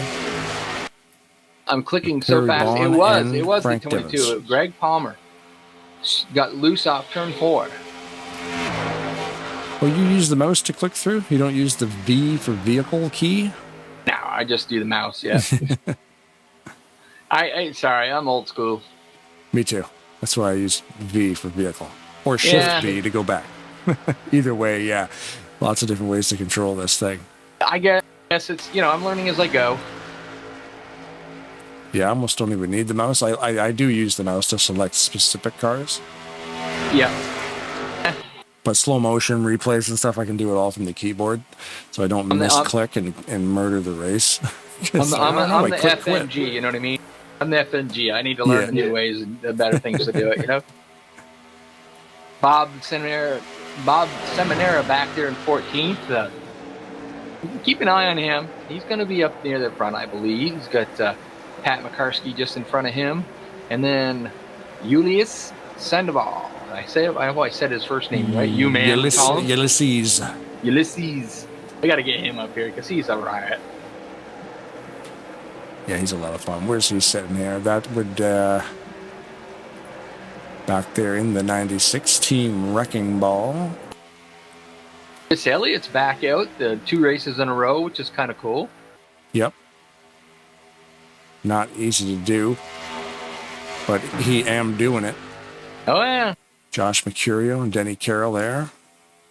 We talk about how, Jeffrey Elliott get out of there and just, whoo, I'm down, I'm wicked. Some drivers would rather keep that pumped up. Let's go to the next race because, I'm ready. Mm-hmm.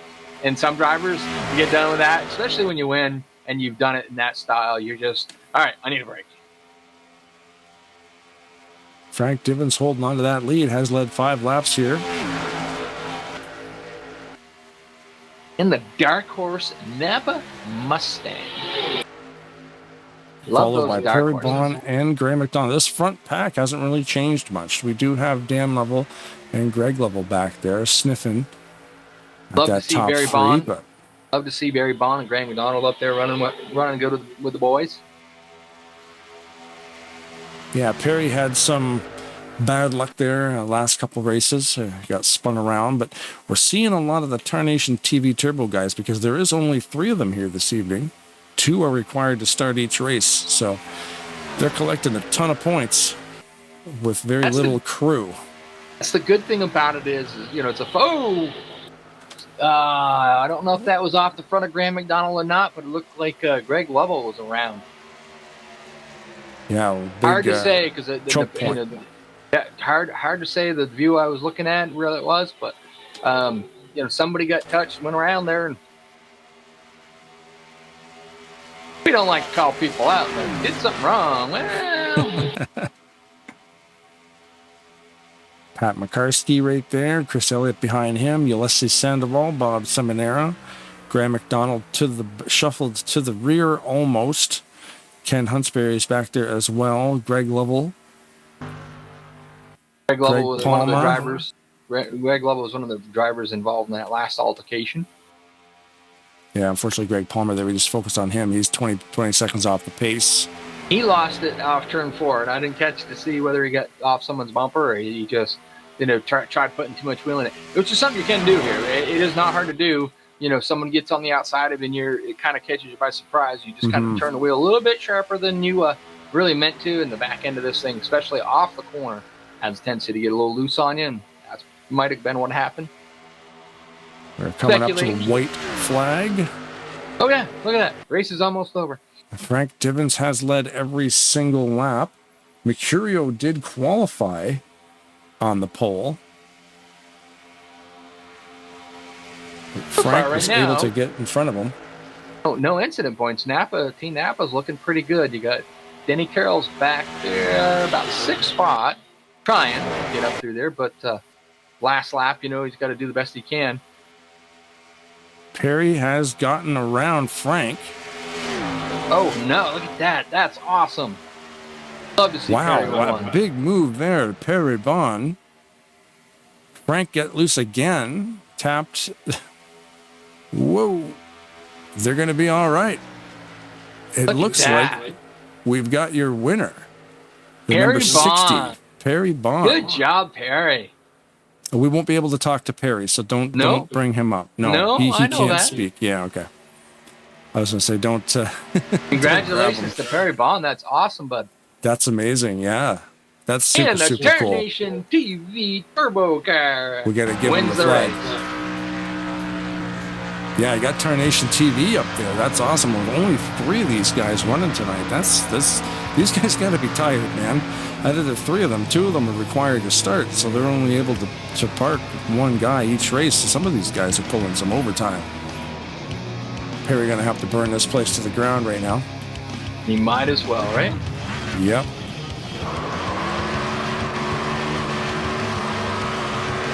I think Frank Divens painted that car, so thank you, Frank.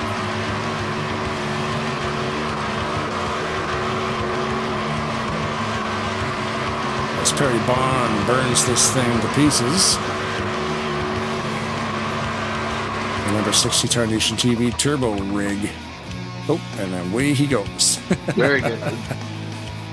Awesome. So cool to see Perry in the winner's circle. That's badass. I'll say it because it's a Tarnation TV Turbo car. Badass. Yeah, that's super cool.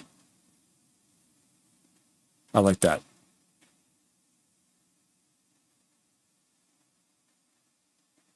Oh, what happened? Nothing happened. It's all good.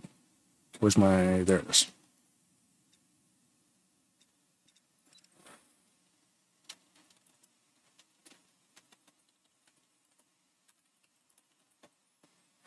Save up that replay. Congratulations to Perry Bond, the number 60 of the Tarnation TV. And looking to see... McCarskey came in. McCarskey came in ninth. U-Man. We talked about U-Man. I went down to get U-Man. I think he stepped away for a minute. So I grabbed Garland Oates. Got him up there. Usually driving the Dr. Pepper Toyotas. Tonight, he's in a Toyota still, but a Wrecking Ball Toyota. And he's been having a heck of a run out there tonight. How are we doing tonight, Garland? Doing pretty good. As most of y'all know, I had some surgery on my hand about a month ago, so we're trying to wing it with one and a half hands out here, but we're making it happen tonight. I was going to ask you about how the hand was doing, which you brought that up already, but that's good. Healing up well, and you still seem to be just as sly as ever out there on the track. I'm trying. It's a little difficult out there with a 16-car field. You got a little more draft when you got 30 cars out there. And a sprint race, you don't got a whole lot of time. No time at all, and unfortunately, that's the Achilles heel of Team Wrecking Ball. We don't qualify real well. We race real well, but we don't qualify. Yeah, we've been asking everybody about whether they like the format, whether it being qualifying or non-qualifying, and I guess the general consensus is most of the people like it, but some of the people just rather have the lotto. But obviously, you probably like the lotto better. But well, the lotto didn't help me last time either because I ended up starting in the back of the field in all the sprint races there also. So it is the luck of the draw, and unfortunately, with the qualifying system, some of the guys out here can qualify better than others, so it puts them up front. But that don't mean they can't race as well as we can. So, it works itself out in 10 laps. Glad to see you out here tonight in your own car, not as a substitute, because last time Mega Marathon race, you were a substitute driver. Recently, right off the surgery on your hand, so kudos to you to get out there, and you actually did very well. Stayed out of trouble, finished it out pretty decent. You just wanted to come grab somebody. I was going to grab you, man, just for the heck of it, but obviously he was busy just getting done with that last race, so figured I'd bring you up. Thank you very much for bringing me up to the booth. I appreciate it. You's ready to come up to the booth now if y'all want to grab him. Well, we can do that if he's not in the next one. So, quick, while I go grab him, shout out to any shout outs you want to make, anybody out there to thank them, whatever, and we'll take care of that. I'd like to give a shout out to my wife for let me race tonight. Since we are kid free and we don't have any kids, she still let me race tonight. So had to give her a shout out, and of course have to give a shout out to Jeffrey. He's put on one awesome league. I can't think of any better place that you'd want to be on Friday and Saturday and Sunday if you was going to race. So these guys are great, and they race competitive, but we don't wreck each other and make I don't have a good word for it right now of ourselves that I can put on TV, but that's for Tarnation TV Turbo. That's that. Yeah, but let's just say that I do race in some other leagues, so I do know that in some places it's more of a survival of demolition derby, and for here it's not that. We get out here and we have some fun. We get a little irritated at each other, but everybody shows back up for the next race. So, and fellas, y'all are doing a wonderful job in the broadcast booth. We appreciate everything that y'all do for us. Thank you, Garland. Thank you very much. Good luck in the rest of it. Now, Blaine, I'll let you take care of you, man. Ulysses to Poppy Sandoval out here tonight at the team race, buddy. How you doing, man? Long time no see. Well, you're here every day. Long time no talk. We haven't talked to you in a while. Long time no talk, yo. Yeah. What's this looking out here? I mean, you guys tonight are running, let me see, Wrecking Ball team's got 4 drivers here this evening, so you're able to take a little bit more breaks than the Tarnation TV Turbo team. They've only got 3 guys. But is there a strategy to who you're putting out on which track? Well, our main strategy at this point is stay out of trouble. We haven't wrecked so far.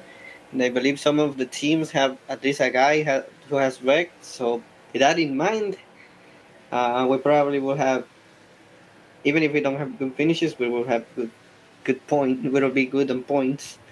That's true. I never thought of that. Yeah, because if you see these guys up front winning, but if they've got an incident, they're going to get docked those points. So if you guys can keep it clean and get no incidents, you're going to have a pretty good shot at collecting some pretty serious points. Oh yeah, they call us the team Wrecking Ball, but at the end we are the cleanest team so far. That's the name of the game. It's a long night, man. Are you getting tired? Nah, I'm having fun. Yeah, it's always fun. He's ready to race all night. Oh yeah, I can go for a main race at Talladega still. Okay, so that's a good question. Did the first mega we did? It's changed a little tiny bit where we had 3 tracks, and then that last race was a main, like a 47 lap main event with pitting and everything. Do you prefer that setup, or do you prefer running 4 tracks all sprints like we are this evening? Well, I kind of like the fact that we have more heat races, but if we are replacing it with the main race, I wouldn't like that. I like the main race because the first races you decide what to do with your team. You play separately, but at the end you are gonna work together and gather that information that they all got from each different race. So I kind of like the format of having a main race. Yeah, I think they both have their pluses and minuses. It's a great idea altogether. I mean, it's a lot of fun, and to have the variety is always good. Just like you said, just having the variety of the different tracks is cool. Oh yeah. Oh yeah. Anyway, man, yeah, it's good to talk to you, and we wish you guys luck the rest of the evening, the Team Wrecking Ball, and we know you got some shout outs you like to make when we put you on here, so let her rip. All right, a big shout out to, of course, Team Wrecking Ball, those who are here and those who couldn't make it. A big shout out to Zach Roberts because it was his birthday. He's a quinceañera now. And a big shout out to my buddies from NN, SCSRA, something like that. My buddy said Skull. Thanks. Okay, that's all. Thanks, Blaine. Thanks, Rod. See you next time. Thank you, man. Ulysses. Good luck the rest of the night, bub. Yeah, kick some butt, buddy. All right, I got a queue now. Hey, Awesome. good. Oh, he's racing. Oh, I didn't realize he was racing. So, that got me thinking. You think about this, okay? Some of the drivers, they like the format that like we have now, and some like the other one. You know what they could do? Just a thought. How about you do, instead of like a really like a short sprint race, do kind of let's say, let's put an example. We can do 25 laps on field. I'm just putting that out there. It's a random number. Right? Okay. Do a race and then pull a caution. There's going to be no cautions, but there's going to be a halfway caution, kind of like the old truck series used to do. Like a competition yellow. Competition yellow, halfway at a certain point, and it is capable of done in this game because I do racing in other leagues to do that. Pull a halfway caution. That way, everybody can get caught up. Put 4 tires in, kind of re-racks them, and then go again. That'd be kind of cool. Same format, but with a halfway yellow flag in the middle. Yeah, because the admin can type that in to pull a yellow out. Yeah. So it is controlled by the administrator if a yellow gets thrown up. Yeah, that would be kind of Wouldn't a that be an neat one. interesting concept? Mm-hmm. We're going to have to throw that one at Jeff. So it's more like how many? So you could run 2 different tracks. Like say you ran. And technically, you wouldn't even have to do, up to where the fuel. You could do. We're doing a 10-lap race, okay? Hypothetically, let's make it a 20-lap race. At lap 10, we're pulling a yellow. Mm-hmm. And it would definitely change the strategy a little bit because think about it. You're at Talladega, all right? You've lost the draft. You're in the back. You do the math real quick. You go down pit, put 2 tires on, come out, yellow flag comes out, boom, you're the leader. Because you didn't pit. Yeah. You've already pitted. You know what I mean?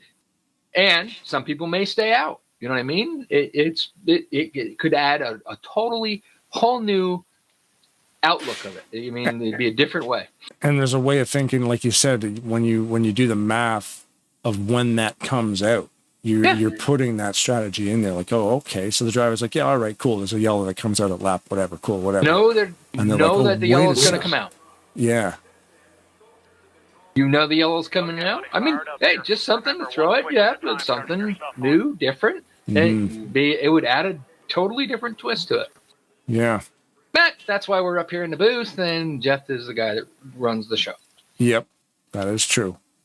and he does an awesome show at that.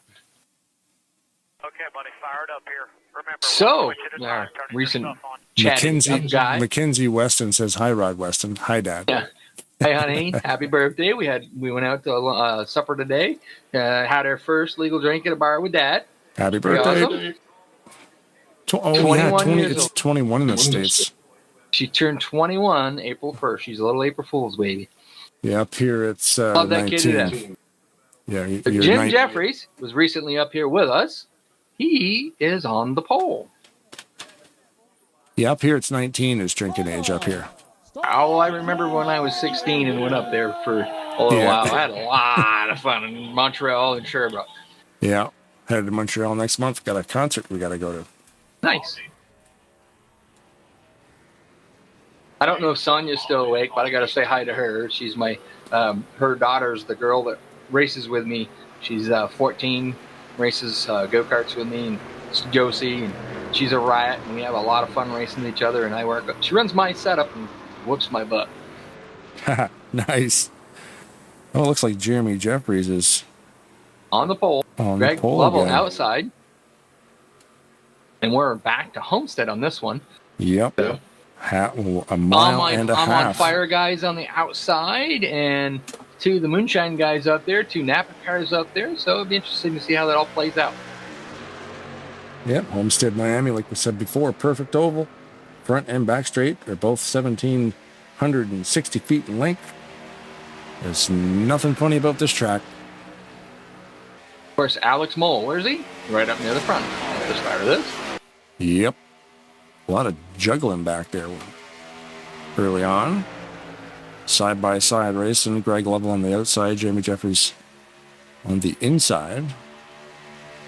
And Mo just waiting for those guys to start racing each other so he can take advantage of that. I was just going to say,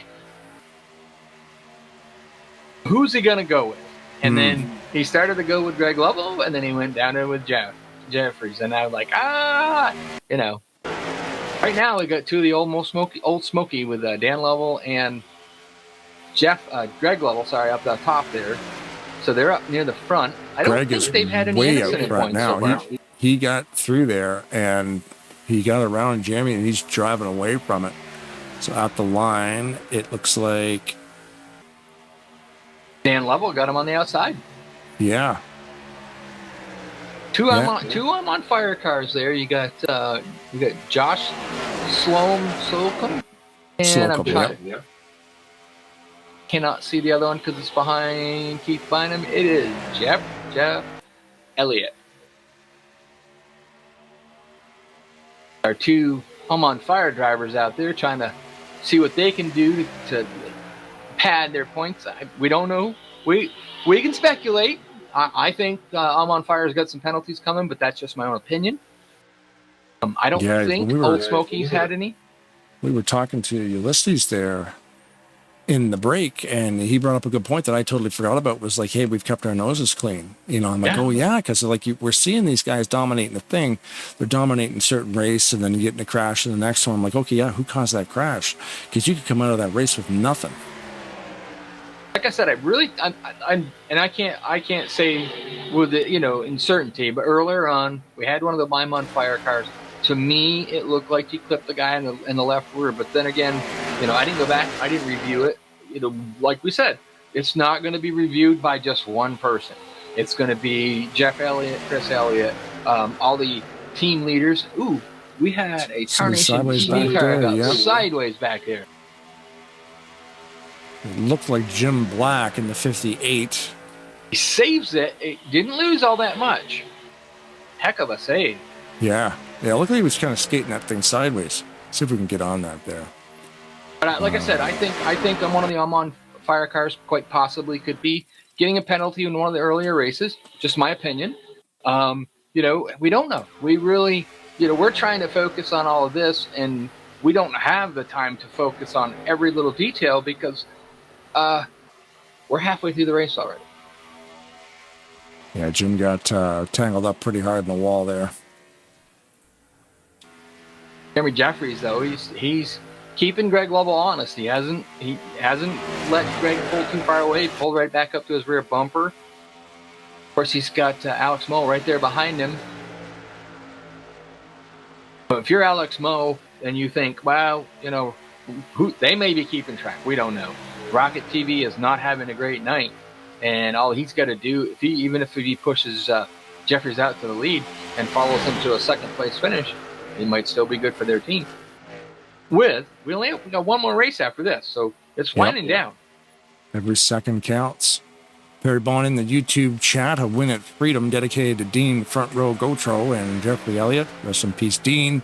Dean just yelled at me once for misspelling Gotro. Oh, I see. Sounds the same. You I'm spell surprised it I don't get yelled at more for mispronouncing names, and I do my best up here, guys. If you think this is easy, come on, step up. You know, have at it. It can be a little bit trying. We should flip-flop through the field here. We've got Jeremy Jeffries leading the race currently. Alex Moe behind him. Greg Lovell, Dan Lovell, Jeffrey Elliott, and Josh Slocum. Don't forget Frank Divins up there, too. He just passed a couple guys, so we got a sequence on my replay scan here. Keith Bynum in the 63, and then Napa car there. See Perry Bomb's out. Perry Bomb's on the YouTube channel, so we got to say congratulations to Perry Bomb. Couldn't get him up into the booth. Awesome job. I'm so glad to see Perry Bomb pull up there and take out a win tonight. Yeah, especially since Team Tarnation TV Turbo is totally short-handed tonight. Yeah. Those three guys have been working a lot this evening. There's Keith Bynum in front of Chuck McClure. Chuck McClure coming over. Don't see too much of Chuck, but it's always cool to see him here. And the Team Rocket Racer number 38. That 38, obviously, is usually assigned to Rodney Sullins, so Rodney found a good guy to back him up. Couldn't make it this evening. Chuck driving that thing. Ulysses Sandoval. This thing has been planned not as long as the first one, but quite a while. Everybody's they made their plans to come in here. But sometimes life happens. You have things to go. They find the backup drivers. Not only that, just like the last time, they had backup drivers. Gary Mingus, late thrown into a car to go out there and race because that person couldn't make it. And we appreciate the backup drivers that show up and help fill the teams up. Obviously, we didn't have enough. Obviously, we'd have more of the Tarnation TV drivers, but still, I appreciate all of them guys. Yep. There's Ulysses the Wrecking Ball Sandoval, CEO of Team Wrecking Ball. Bob Dixon behind him and Pennzoil Rig. Mark Paglia running back there for Team Thunderbird. Pat McCarskey. Gary Mingus, we got somebody around. Josh Slocum is around. We got to get back to the front here. We're coming up to lap number last one. Oh, there's Jim Black taking up okay. So Jim Black in the back. Josh Slocum spun around. Now we're on the last lap. Last lap, so we will get on to Alex Moe or Jeremy Jeffries. Find the leader? Which there way you gonna? You got to give it to Jeremy Jeffries because he is in the lead, but you got that Sly guy right behind him there in the Penske Chevrolet of Alex Moe, who's won a couple of these races. He's right there. And he's gaining a little bit. That's the thing about like Alex is really good on these tracks, but it's a sprint. So you know what? He don't have enough laps to get it done. He doesn't have enough laps to reel him in. I really don't think he had the tires. You saw him when he went to turn 3. He didn't have the tire to be able to turn down there. Where I think Jeremy just kind of saved a little bit. We talked about that. Even though it's a sprint, by the end of the race, if you've abused the tires, it can get you. That was a perfect example of it right there. Yeah. But so I'm looking to try to figure out where 7th. Okay. I'm starting to try to figure out who, what, where, when, how. So Jeremy Jeffries, we just talked to him, and then he goes and wins the thing. He also had the pole this evening, too, if I'm not mistaken. This evening at this race, of course. Yeah, the earlier one, dominated it. So I'm trying to look. I'm going to let you choose on this one here. Who do we want to bring up that we haven't bring up before? Is Gary Mingus still kicking around in here? He should be. Okay, well, let me go See if the see if he's slingshot's available. available. I will go see if he's available. Thank you.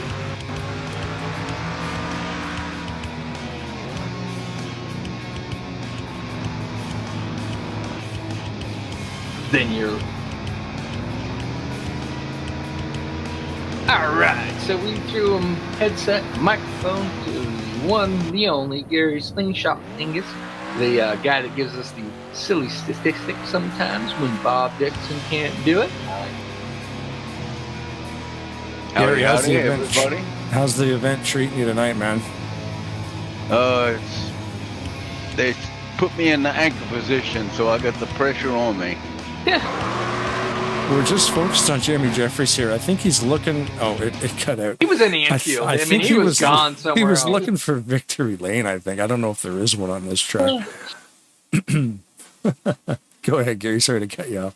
Sorry, Gary. We've been pulling people up all night. If you win, you get up here. If you've been up here once, we grab somebody else. So we just figured we'd pull you up and see how your night was going, see how much fun you're having. I'm having fun, but I tend to have a little more fun watching it than I do actually being in it. But our team, the Wrecking Ball crew, doing a good job. But we really do need a win to get us up there. I don't think we have any incidents, so that's a good thing. That's a positive. I believe, yeah, we were talking to Ulysses, and he said the same thing. You guys are pretty clean, and I mean, you won't have any points docked if you can finish this thing clean, especially in all 8.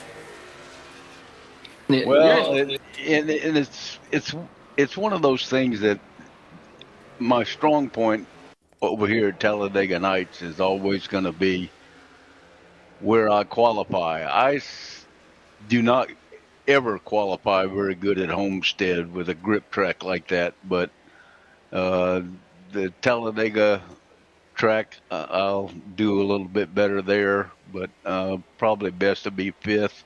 If I can hold on up in the front and keep her in a good draft with somebody, I might be able to work it up there to the front, but we'll see. It's a blast though. Are you in the next race? Yes, I am. I'm in. Okay, so we won't keep you long then. The last 2. Okay.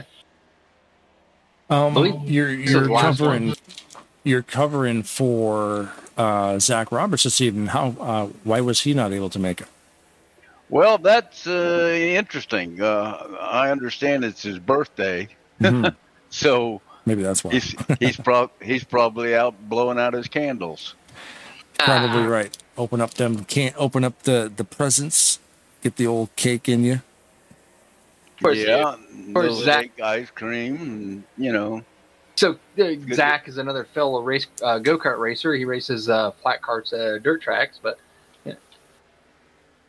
Well, I used to race dirt tracks. Oh, back in the early 70s, when I was in the service in North Carolina, we had a 68 Ford Fairlane with a 289 in it that we used to bust out the windows on it and put a roll cage in it and go out and turn the dirt. Have some fun. It was a hoot. All right, well, like I said, that was a lot of years ago. Not going to keep you because we know you've got to get yourself prepared for the next race. So we're going to give a shout out, quick like, and we're going to get you out of here just so you can get ready for the next race. I want to take a great big bow to Jeffrey Elliott, my friend for a lot of years, and of the Elliott family, he's the only one I have not met person to person in face, but I plan to do that. It's on my bucket list. I'm very proud of him and what he's done with this league, and considering the past years that we've had our differences on certain things, that's just like brothers fight. Brothers argue, brothers do whatever they want to one another. But my hat's off to Jeff, Ken, all the admins, all the work that everybody's put into this thing has been just absolutely phenomenal. And I tried to make my contributions wherever I could and told Jeff I was wide open to anything he wanted. All right, well, good luck in the next race. All right. Thank you, guys. Y'all have a good night, and thanks for doing this. Thanks, Gary. Good luck in qualifying. Now, I have another special guest, guys. I brought up Mr. Craig Level, former champion at, I believe, both series, Fast and Furious and Shake and Bake multiple times. I believe that's correct, Greg? Yep. Oh, yeah. Well, listen, talk to this guy for a few minutes, and I just want to remind you guys, we're going to bring you up once we get all back in one room, and you all come up, just ask random questions, any drivers that you wish for a few minutes to end the night. Okay. Sound good? Roger, Absolutely. Roger. All right, thanks, guys. And we're going to do no factoids because there's nothing to do. Yeah, No, they could yeah. be. But I mean, I'll tell you right now, them boys will be real busy. Yeah, so anyways, we don't have a podium finish, nothing like that. It usually takes 15, 20 minutes to do those. So just come in, do about 8 minutes worth of asking questions to different guys. And Absolutely. And we'll end our Talladega nights. Well, we got one more race tomorrow, but this is the Have fun tomorrow, too. Yeah, 10-4. Happy birthday to you, Zach, tomorrow. I was actually going to bring I was going to bring Greg up earlier, but I was like, all right, I've been just pulling people, and I'm like, they're going to think I'm going to pull favoritism if I pull Greg up because I talk about you all the time. So, how's the night going for you, bud? Up and down. I was doing real good in that freedom race till I got side swapped, but I see that. It is what it is. I'm just here to have fun and enjoy racing with my friends. That's what it's really all about, Oh yeah. Winning don't matter to me really. I don't really care about all that. I just enjoy coming here and racing.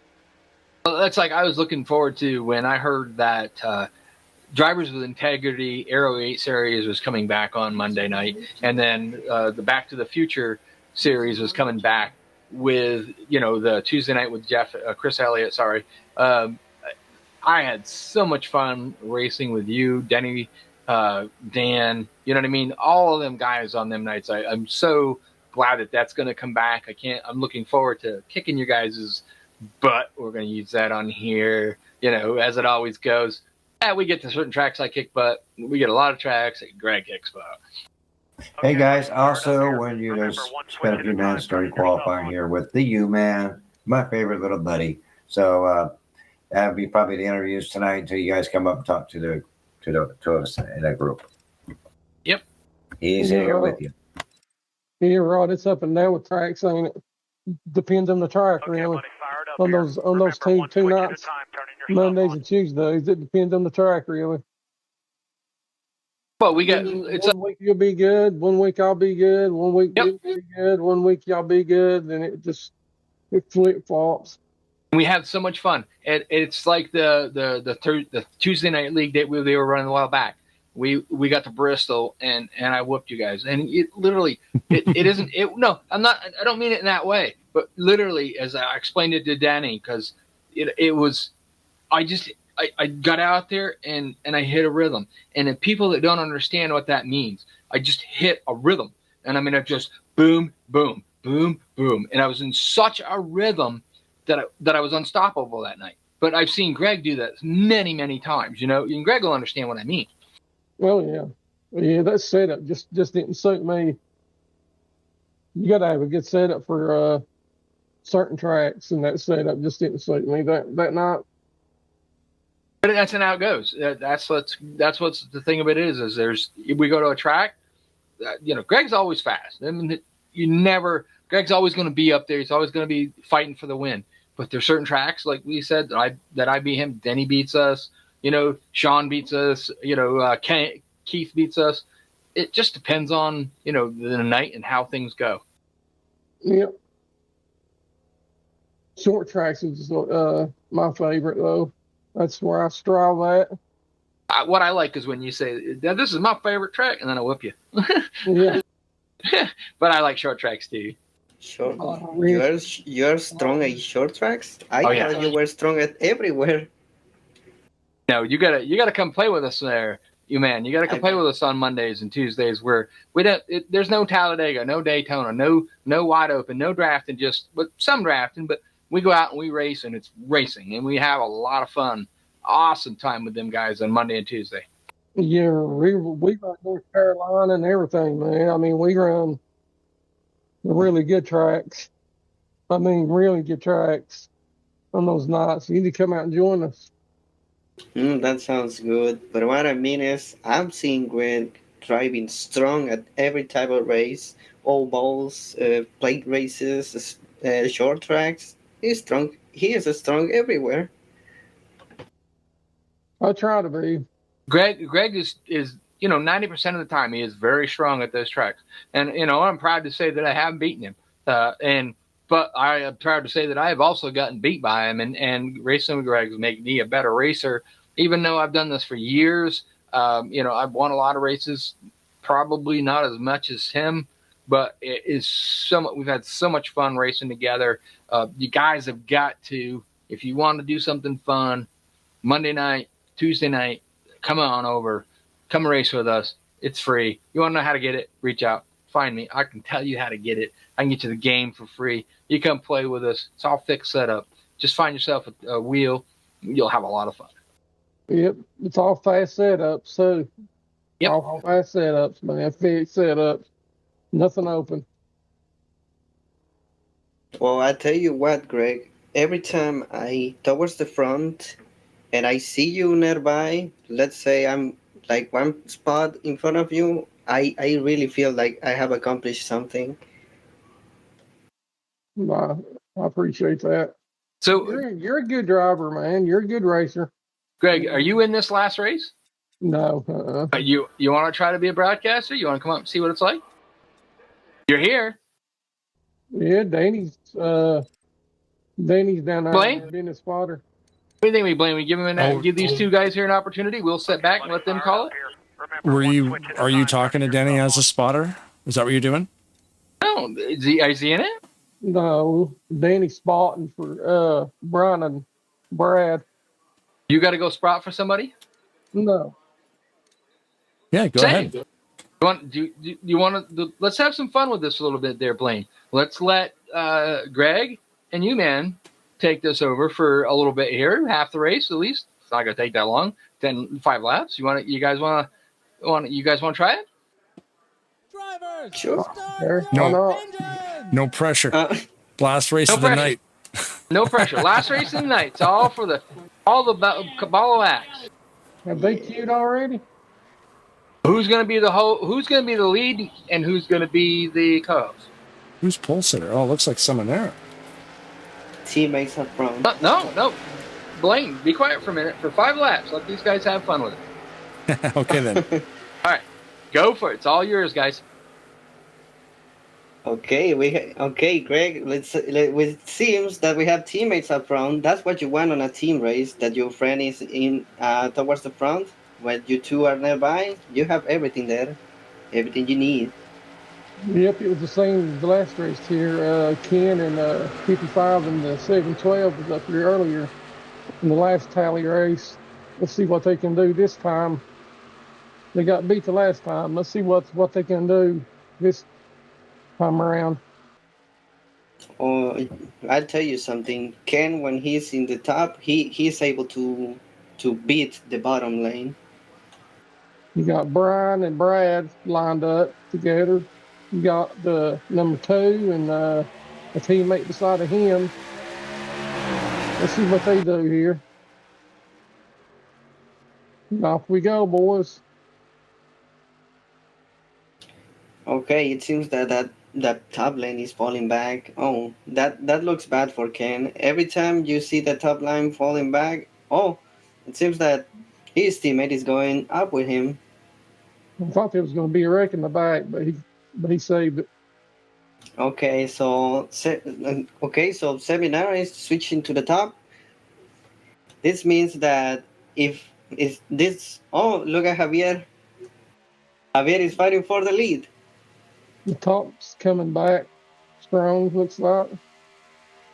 Well, it seems so, but there is a third lane coming up. Every time there is a third lane in the top, expect that middle lane being dragged. Yep, it happens every time, but I don't think there's enough cars. Oh, there's a checkup over there. But I think Seminara and Roberts will have the advantage. Their line have the most cars. I know.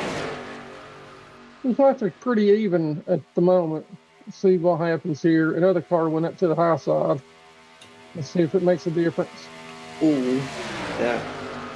There are some, just like Blaine says, there are some shenanigans over there. Yep, I think the high line's gonna start pulling forward now. Yeah, the high lane has the most help, but the bottom line isn't giving up yet. Just look at Javier. He's fighting. He's not letting Seminara getting clear. Yeah, they're even right now. I thought the high line was gonna go there for a second.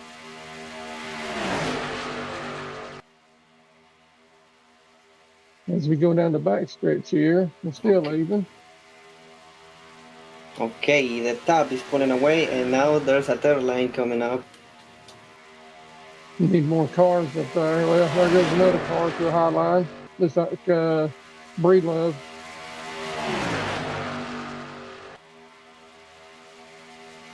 They need more cars. They need more cars up on that third lane. Oh yeah, they're falling back, and so is the bottom lane. Just look at them. Everybody's switching to the middle. They notice that this middle lane has been strong the whole race. Jeffries was looking, but there was a hole there, so he come back to the center lane. Looked like he was going to go high there for a second. But they're coming back. The third lane is gathering people. One car goes to the top, to the center line, and one car drops to the bottom line. They were trying to drag Jeffries, but it seems that it didn't work. So they have no choice but to work with him. It seems that you by yourself is able to beat us in the side by side. So go ahead and lead our lane. So our first 5 laps out there by U-Man and Greg Lobo. What do you guys think? You think you ready to take this over for us? I felt like the typical broadcaster in the Fox broadcaster. I have one commentating, saying everything. No, oh, this race is intense. Just look at the 29 try to make a move, and I'm the one like, yep. Kind of fun, ain't it? Yep. Not saying nothing. I like getting excited when it starts getting near the end of the race. That's when it starts getting exciting. Yeah, right now they are just preparing to make a move. Just you see back there, 2 teammates are. Too many cars on the high side. Still. You got Bob Neskett Seminary and Ken Roberts up there in the Pennzoil Chevrolets. Wow! He saved it. What a save by Javier Negron. Holy moly. Team Breakable, I told you, we are clean. 190-mile-an-hour drift, and he saved it.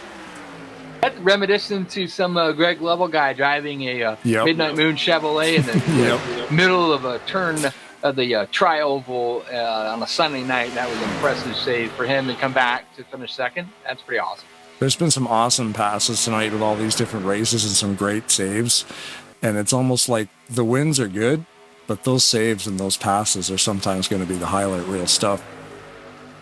Right now, we figured the Pennzoil guys have been pretty good. They've been fairly clean. I don't think they have too many problems. And they've been up front most of the night. So I think these guys are just trying to top the hat and just trying to make sure that if they can finish 1-2, maybe they don't. If they have incident points, maybe they don't have the incident points. But try to finish out strong. Why not? Last race of the season, last race of this series, and do the best you can with what you got. Y'all are fixing to see a bunch of cars spread out here in a minute. It's coming to the end of the race. Well, the nose to tail. These guys ain't going to stay together. I'm telling you, they're going to start spreading out. Imagine you, man, doing this for 67 laps with you guys out here. I love it. Oh yeah. Saving a rig like that shows how professional and how skillful these guys are. Very skillful. Yeah, Team Pennzoil got broken up. Ken Roberts fell back there about 6th spot. Seminara still leading the race. on fire guys back here, third and fourth, maybe depends on where they are when they hit the line. You know, those guys have been pretty strong. I still think that they have an incident point coming from earlier. That's just my opinion. They may not. If they don't, then they may have a pretty decent night going for the rest of the night. That will benefit both the Team Rekibo and Team I'm on Fire, because they are because they are all together. You remember last race, two different teams made a move on a single guy by himself, and they ended up winning. So that's what they're looking for right now. Two laps to go. Let the other teams spread out and attack when you can. You man made a good point though. Team Wrecking Ball right back there in fifth and sixth spot. We'll say on the inside. Look, they're making a move to the high side. They separate a little bit, which that energy was coming to the high side. You got to go. You got to go to that high side where the energy went. I knew that was coming right there. I knew it. Here comes Jeffrey to the lead. You look at what Gary Mingus did. Whoa, no, that's not good. I was just going to say Chuck McClure has the fastest lap right now, 200.661 mile an hour. Oh, no, I'm on fire cars around. That's going to take out a few more. Okay. White flag. This is going to change everything. White flag, and we have White flag. 3 cars left. Gary Mingus in third. Although, though, look at this, though. The Tarnation TV cars were not involved. Let's see what the 2 does. And the guy behind me might go with him and help him. Okay. I got to do it now. Trying. Oh, there's a lot of speed back there. They got nowhere to put it. 6 the 44, Brian 7 Lovell, different teams. had a crazy run, but he had to back out of it. Nobody wanted to jump out. Try something here. 8 there goes different Mingus. teams. Top 8. Okay, here comes the 2. Try to make a move. Here we go. Is Mingus going to help him? He's coming for the push, but Jeffrey takes it. Jeffrey takes it. Wow, what a finish. Wow. And Mingus got fourth. He almost had a podium position there. What's the gap on that one? Very tight. Wow. 0.1. 0.01 to 0.10. Yeah. From third, yeah. So the top 8 counted with only one guy. Each team have one guy in the top 8. Jeremy Jeffries again. What do you say, bud? We're gonna go top 4, right? Or actually, I think let's find out from Jeff how he wants to handle this. No, I don't know what he's. Yeah, we won't be doing top anything because it's a sprint race, right? So. Yeah. Jeffrey is the champion of the RTG Talladega Challenge champion. Not surprised that he wins. He is a champion.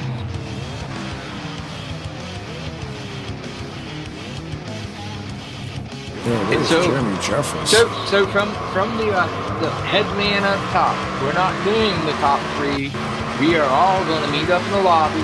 Every single driver. Appreciate you, Greg, and you man coming up here and calling this last race with us. We appreciate that a ton.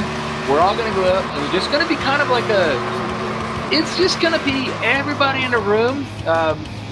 Me and Blaine are going to take control, and we're going to ask some questions to people just to see how the race went. So thanks again, Greg and you, man, for coming into the booth and helping us out. Thank you, guys. Thank you. Thanks, Don't guys. give that a big hit twice. Well, that was Jeff that brought you up the second time, you man. But that's all right. We appreciate having you up here. Love having you up in the booth. You know, I'm glad you got a chance to call, learn a little bit about what we do. You know. Well, Mr. Blaine, what do you think? There we go. What a finish that was. Jeez. That was a success, if you ask me. Like we come up with some great ideas, maybe things maybe possibly make it better. But, what a crazy night. Another crazy thing is you said that this would be about a 3.5 hours to get this done, and it was 3 hours and 22 minutes. Pretty damn close. Yeah. Pretty damn close. So what we're going to do different tonight, guys, is normally we would do the top 3 after a night. Even the last time when we did this race, of course, the last race of the night was a big race. It was, it was the big race, not a sprint race. We're gonna head up into the room with every driver tonight, and we're gonna go have a little chat with them. Hey, Jeff? Yep. You guys just ask any driver any random question, the league, how experience, how was your race, how was your time at Talladega Nights, and whatever you want to ask them. Just spend about 5-6 minutes asking questions.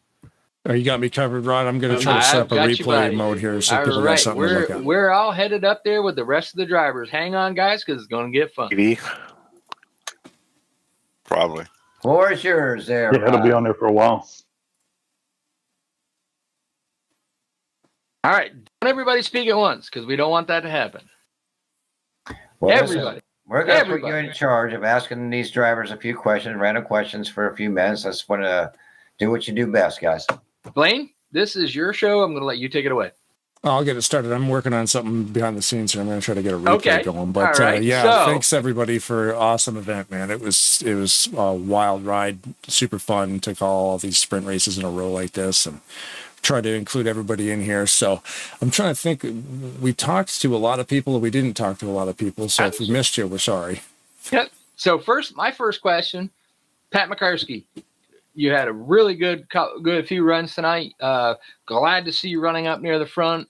I want you to basically tell me about your night, quick like, and your time here at Talladega Nights. So just kind of give me a little rundown on how you feel about Talladega Nights ending and your race tonight.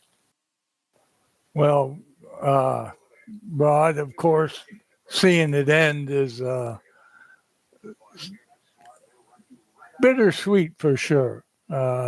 We've had some fun, met some great people.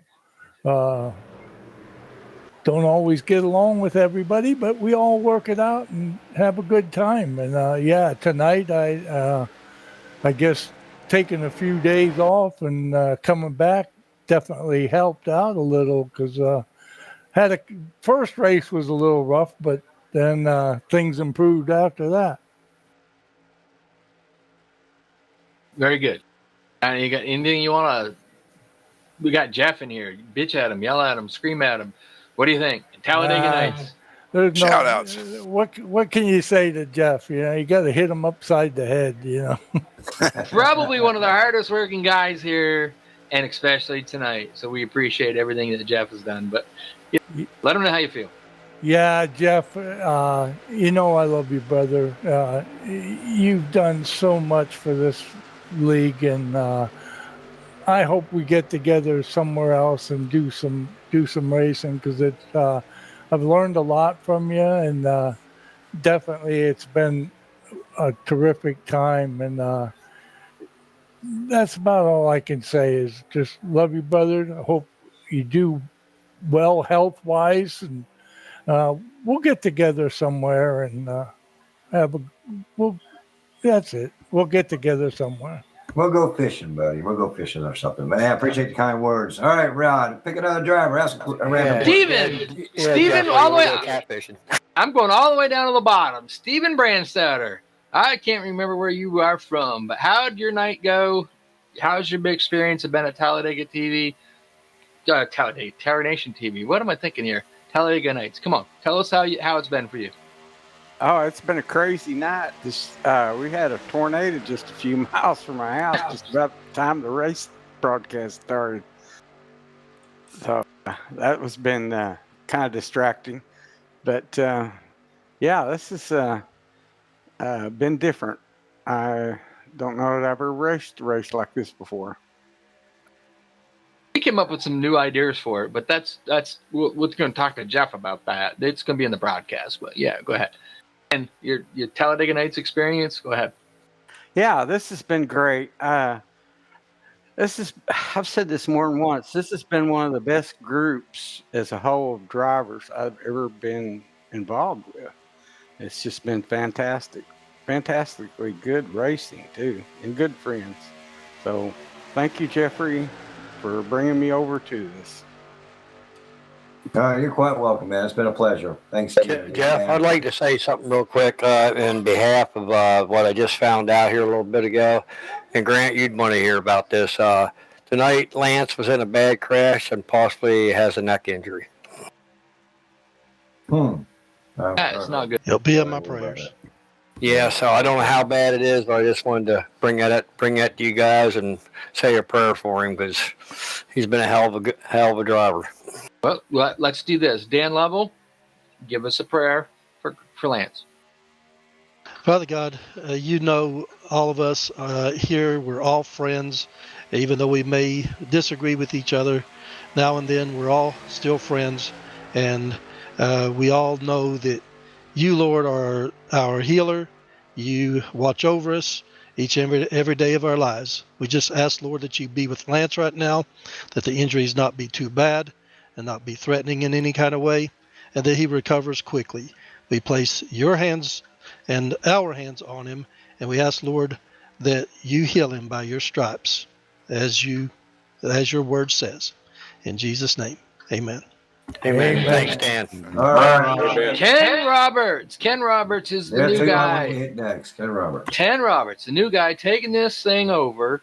One with, I believe, if I'm incorrect, you can correct me, but I believe you got Craig Hagley helping you out. Correct me on the rest of that part. New guy here, taking over. Well, help me out here. All right, Ken, the floor is yours. You've been racing here a while. Now you're running the runs. Where's this place going? Tell us all about it. I think you got me confused with Keith. Yeah, Keith is actually taking over the whole thing, but Ken. Oh, I didn't know that. I thought Ken was one of the guys that was taking it over. No, but you go ahead and ask him some really important questions, like how was the experience? How was head admin of the league for a while? There you go. Well, see, I didn't know that because I thought that's where I thought the league was going. I didn't know Ken was taking it over. That's okay. Go ahead, Ken. I'm just a broadcaster. You know, what can I say?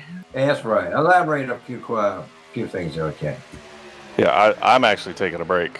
I'll be taking a little bit of break here this summer, but I'll pick it back up probably this fall. It's been an experience. I mean, there's some highs and some lows and everything in between, but definitely a good group of guys to work with. All the guys that did the admitting stuff, and we did the reviews, and went through the rules and all that stuff. It was pretty cool, and to watch it grow, from the early stages, and we were having 35 guys out every night. It was pretty awesome. So some good racing. Some good friendships, everything in between. So it was really good. So I'll miss it, but I think he's going to do a good job. He's going to just kind of pick it up where Jeff left off, and hopefully Jeff will go and get some rest, get his health back together, maybe find him a fat girl. I don't know. Thanks, Ken, for all you've done. Tell you what, I got another thing to say. Like I said, Jeff, thank you to you, the family, the admins, and everybody, but also all these drivers, best in the world online drivers, and we're still keeping NR 2003 alive. Heck yeah! All right. Out of my mouth. So now I gotta go. Go to Jeremy Jeffries. He's been out here just a few times. Just ask him how his. No, but we talked to him twice tonight about how. Oh wow! Oh yeah, no. So I want to go to a guy that I race with just about every time you guys have a night and you guys race here. Called me out the other night, found out that'd be a mistake, and but Denny Carroll is the guy that I race with here, and I come over here because my league didn't have a winter series. Larry D said, come on over. You're going to like these guys. I come in on a Monday trying to just get things ready for a Thursday. Got invited into Keith's league, Drivers with Integrity. Got invited to Chris's league, Back to the Future, and absolutely enjoyed this league. I mean, and that's why I'm here. This is why I'm doing this. And one of the guys I race with all the time is Denny Carroll. So, Denny, it's yours. Buddy, check Denny. He might not be around. He leaves sometimes and stays in the Oh, my God. Look at that. And that did not work. All that lead up to that. All right, Mark Pagliaga. Come on. It's all yours. There you go, Mark. Well, I got your name right, too. Yeah, you did. Good job. Don't know where to start, Jeffrey, he reached out and said, come on over and race with us. And I was pleasantly surprised how professional everybody was over here and how well everybody raced with each other. You know, as has been said before, we've had some run-ins with each other and some hurt feelings there and there, but we get back together and we race and let it just forget about all that and go on to the next race. So, but I appreciate what Jeff has done and what Ken has done for the league. You've come a long way, Mark. I remember Thanks, Mark. racing with you at the beginning, and you struggled a little bit, but you know, you've improved tremendously from my view of your racing. Well, he's an all-star Talladega driver. He's anyways, good. Thank you, Mark. Let's move on to somebody else. Like I got one. All right, go ahead, pick it. We got that 38 car tonight, but it's not being driven by Rodney. It's being driven by Chuck McClure. Yeah, pretty slow with a bad driver in it, but did what I could. Made some moves that may or may not have been questionable. That's what they pay me for, right? Right. Well, I got a few words here. Go ahead, Mr. Otto. First of all, congratulations, and I am sorry to see Talladega Nights go away from your leadership, but what you did in focusing on the Talladega track and bringing all these skilled drivers together to do things that, I'm sorry, professional drivers would not even attempt. 3 and 4 wide, 6 to 8 rows back. You guys are just an awesome bunch of drivers. And I've been a pleasure to run with many of you here and at other places. So it's an honor to have been on the track with all of you. And I hope that you find everything you hope for. Thanks, Brad. That's awesome for you to say that, man. It's always a pleasure having you out here. I'm going to shoot for Bob Seminara if he's out here, if he likes to throw a few words there. Biscuits. From Florida. Biscuit. The biscuit.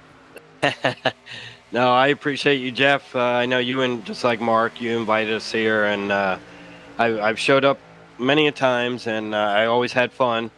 And I appreciate everything you did and keeping this thing going. And I had fun tonight. It was a good time. Yeah, man, it's a different way to racing for sure, but I'm always thinking of crazy different things. So I appreciate the words, man. Hold down Florida for me. I will be back down there someday. And bro, I don't mean to cut in, but I'm gonna throw it out to Alex Moe, all the way out there in California. What you got to say there, Mr. Moe? Jeff, I have absolutely no problem with you just taking the lead. So go ahead. Yeah, we do enough talking. Yep. I don't know if Alex Who's a race car driver now? Alex Moe, you still with us? Yes, sir. Say a few words. Anything you'd like to say, buddy? You know, it's sad to see Talladega Nights go, but honestly, I think the Primetime Racing League is going to pick up right where Talladega Nights was, just under new ownership. I'm sure all of us are going to be back racing, doing the same stuff, maybe with some more added spice, with, more minds in the game to come up with different kinds of racing. I'm all for it. Just want to thank the Elliots, the Dixons, Ken Roberts, the broadcasters, Blaine, Rod, Seth, the Lovels, everyone who's had a hand in here to make all this happen. I'm just proud to be a part of it and proud to, run good tonight. Hopefully my team can come out with the win in the end. Yeah, we probably have more time doing reviews than we did racing tonight, but that's my job and we'll get it done. I want to reach out to Bobby Dixon. Bobby, you still with us? Yeah, man. All right, buddy. Floor is yours. Anything you like to say about these guys and what we had the last 2 years of 2.5 years of doing this?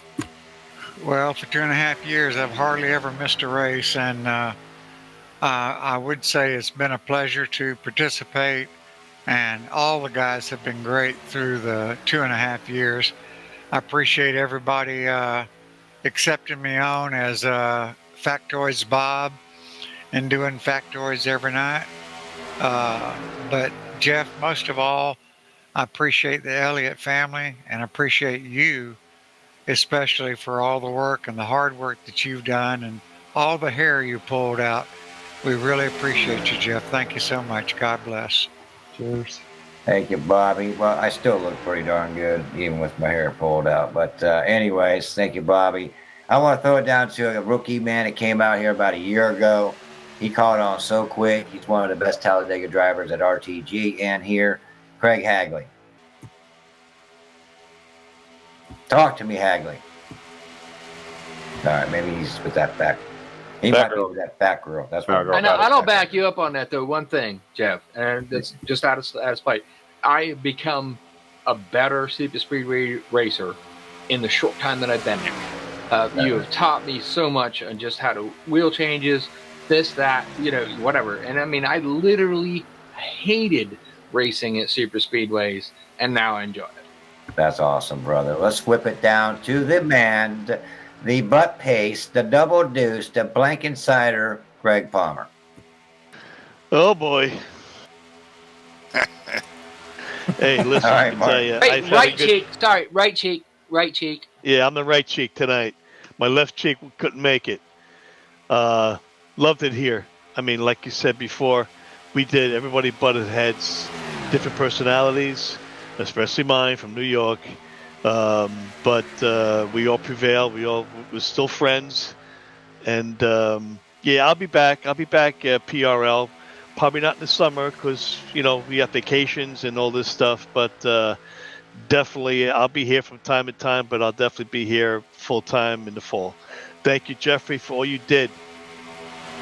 Thank and I you, mean brother. that from the bottom of my heart. You, your brother, all the admins, Ken, Bobby Dixon, love your factoids, man. Don't go anywhere, Bobby, okay? I love you, man. I love you too, dude. Factoids are awesome. We had such a great time here, and I'm glad that Chapter 2 will start soon. So I won't be here.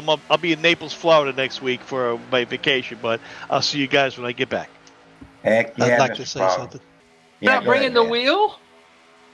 Now I'm gonna let you take over, Rod. Thank you, guys. I'll let the broadcasters do their job. Thanks for hanging out doing this. It means a Blaine? lot to me. Blaine, you've been I at. need to say one more thing. What's that, Pat? I just when I was talking about with Jeff and Chris and Donnie and all them, sorry for your loss of your dad this year. I know it. Yeah. I know it took a toll on you, and I just wish you the best, and I pray for you every night, brother. Thanks, Ben. Thank you. Chris. Amen. Thank you, Ben. Yeah, I'd like to say myself, I appreciate Jeffrey and Ken and everybody here that's, helped this work and made this work. You know, I came in, I haven't been here the full 2.5 years, but I came in, started racing with you guys, and there was about 18, 20 of us, sometimes a little bit more when I first came along, and Jeffrey asked me to be an admin, and I gladly accepted. This is a great group of drivers. I've watched others come along, and I've watched a lot of you grow, and including myself. You know, I feel like I've become a better driver as well, and it's been a great experience. You know, differences every now and then, butt heads every now and then, but all in all, it's been a great group of guys to race with, a great league to race in. So, gonna miss it. Gonna miss Jeffrey running this, and just an outstanding job you've done, Jeffrey. Thanks. To explain one other thing too, though, like I've only been here the Winter Series. I literally my league's quit racing in the Winter Series. Larry said, "Come on over," and it didn't take me no time at all to realize what you guys have here, what you have for family here, what you have for racing here. Even though you guys run Talladega nights a couple of nights a week, and I'm like, this is insane. Why would you do that? And then I realized why you guys would do it. I got out there the first time I see you guys 3 wide. I'm like, what are these idiots doing? And then I went, they're still doing it. They're still doing it. And I'm like, holy crap, these guys are good. And that's where I really appreciated what you guys do here and why I'm here still, why I'm broadcasting here still. Because Jeff, you guys have an awesome league and you do such a great job. Yeah, 3 wide's nothing. Yeah, no, like you were saying, Rod, Monday and Tuesday night, that was so much fun, man. And, I'd like to appreciate the Elliots and everybody behind the scenes, all the admins, Blaine and Rod. I tell you, man, you're doing a bang up job broadcasting. You really are, man. Thank you. It comes natural to you, brother. Yeah, and I gotta say, Hang in too, there. I mean, Jeff, Chris, and all them, and all the admins here have been doing a great job for the 2.5 years. I wasn't here the whole time, but I also want to thank Jeremy and all them over there at RTG, because between the two, it's kept this game alive. And as long as we can keep it alive, let's keep doing it. The list of leagues that are still keeping this live are longer than you know. I've raced in many, many, many leagues. And there's a lot of guys that are still keeping this racing alive, and we've got to keep doing this. And it is a clan community. It is people. It is not just the game. We enjoy it. We have all of these drivers here tonight. They're here because they're enjoying playing this game. We're not spending a monthly fee on iRacing. We're going out here and we're racing it, and we're having a great time with a thing that's over 20 years old and still going strong. Yep. And it's not over yet, guys. I urge every one of you to come join us at Primetime Racing. It's going to be a blast. We're going to have a lot of different things going on. Go ahead, Jeffrey. We're going to let you broadcasters and drivers go to bed. Just two more guys. I want to reach out. I want Ken Hunksley just for a minute. You know why? That was my next guy, Katie. You know why? Why? Because he's a New York Yankees fan. And yeah, I am a New York Yankees fan, but I just want to poke Larry D a little bit. So Ken Huntsberry, talk. No, don't call him Ken. You got to call him Katie. Katie, with us? Katie. Oh yeah, it's got to be KD. KD in the house. KD, New York Yankees. Let her rip, buddy. All right, where do you start? I mean, really, it's, I've had other leagues that I belong to and everything, and got turned on to this one, and it was just like a glove fitting right into the hand. I mean, the administration, excellent. Jeffrey, that, hey, we've had a moment or two, so I appreciate that.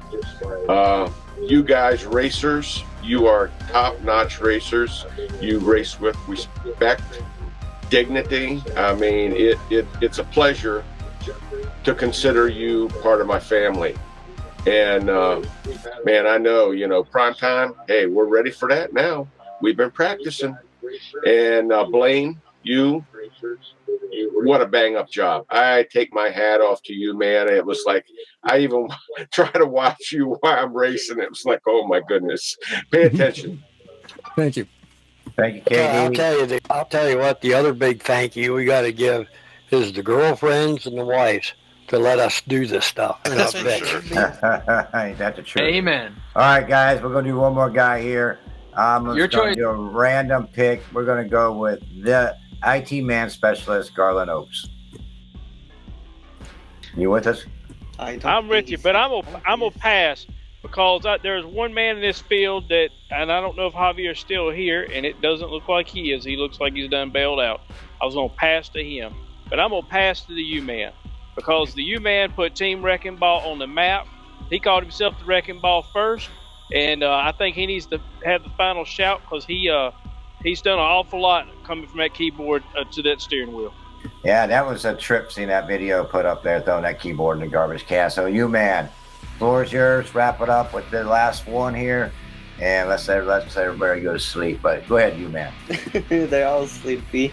I don't know what else to say, boss. You have done a lot, and I say a lot. I don't think you see any other admin that has had full commitment with a league. You took me out of the streets from being a bad boy to being a good guy, right here making friends. Thanks to you getting me into the sim racing, I get to meet my friends here, my wrecking ball friends, and now I'm like a racer, like you said. I got people that like to work with me. I made a lot of friends thanks to you, Jeffrey. I don't forget that the time I met this league, I was like, I might probably start sim racing. So I sent a message to this league called Talladega Nights, and like 5 minutes later, I got an answer from Jeffrey. Do you want to race?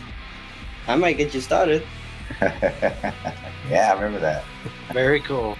That's an awesome story, man. Thanks you, man. I hope You should keep the name of Talladega Nights, because this league has a legacy that it must not be forgotten. Maybe a race with the name, maybe a series with that name, but because this league must not be forgotten.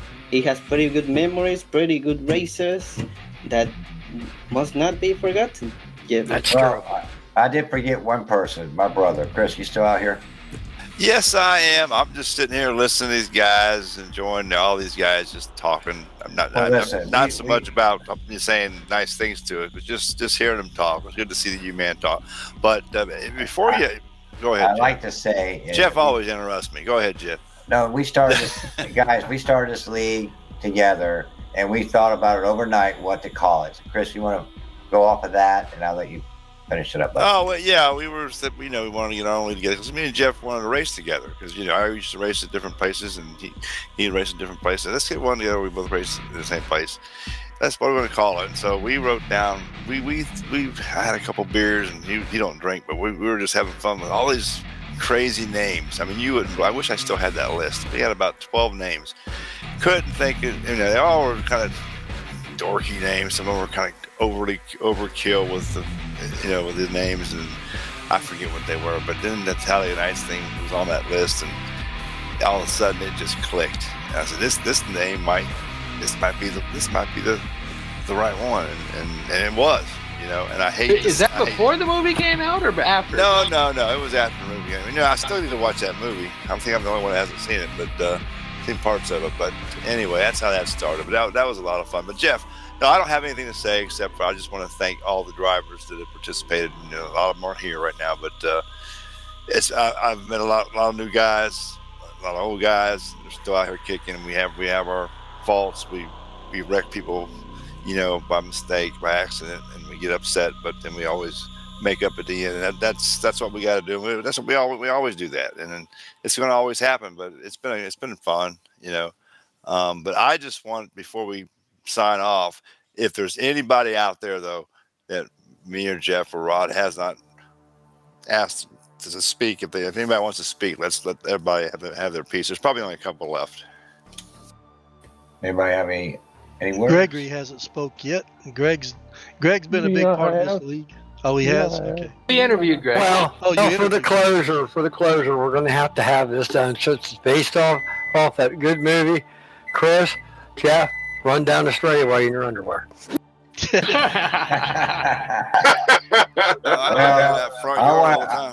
We've had 173 drivers come out to Talladega Nights, so kudos to everybody that's come and tried us out. It's just how racing it is. They come and go, and but thank you guys for coming out and enjoying it. It's been a great two and a half years of my life. So thank you so much, Blaine.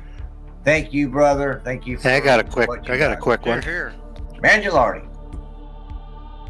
First of all, I've only been doing this about a year and a half.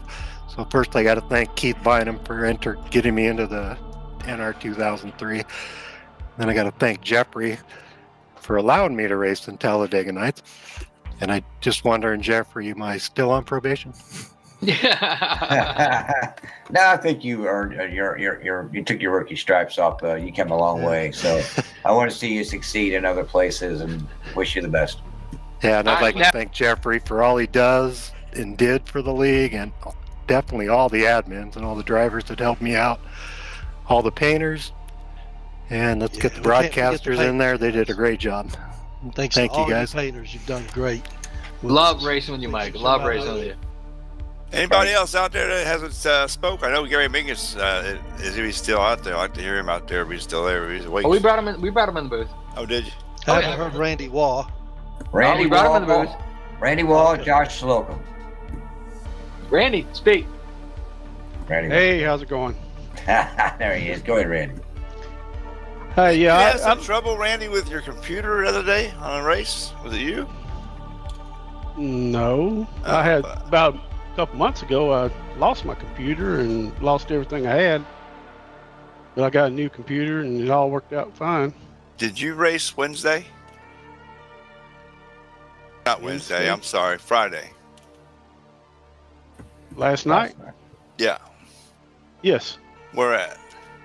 At Talladega Nights. Okay. It wasn't. Yeah.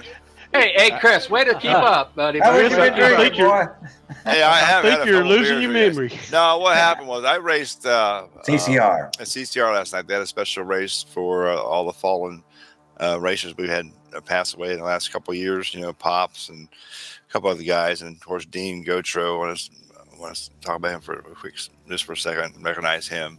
He was a good friend of mine playing golf, and you know he passed away last week or so ago of cirrhosis of the liver. It went pretty quick, but they did a race in his honor and the other guys. And one guy that came out there last night was having trouble with the core. I thought it was Randy Wall, but it wasn't. Maybe it was Denny Carroll. No, you're right. It was me. Okay. I didn't know what you were talking about. Yes, I was at CCR last night too. But I left early. Okay, that's right. 'Cause, man, I felt bad for you, dude. I really did. Well, I finally got it in there and started the race, and I was just glad to be there because of Pops and Dean, because I knew them both, and they were good friends. And right. Just I like to get in those memorial races. Well, I mean, I love racing them guys, but it was a rough one last night, I will say. Pretty rough race. Yeah, it was. But anyway, I want to say I've been at Talladega Nights, I guess 2 years now. I didn't start with them, but I came in shortly after, and I've loved it here. And I've improved quite a bit. When I first came in here, man, I was pretty terrible. You were rough, dude. Yeah. No, and, I'm kidding. and the thing is, I thought I was pretty good when I first got here. They all think they're real good at the start, right? Yeah. Well, I learned Sorry, very Randy. quickly that I wasn't, and I got a lot of help from guys here, and it really, I mean, I've been working on it since, and I think I've improved a little bit. But Little. Yeah, I really not like much, it just here. a little. Yeah. But I hate to see it go. I hope this Prime League can just measure up to it. I want to thank Jeff and Chris and everybody that was involved in this. And I call this home. I've raced a lot of different leagues, still do, but this is the one I always come back to. And I hope I can continue to do that at Prime.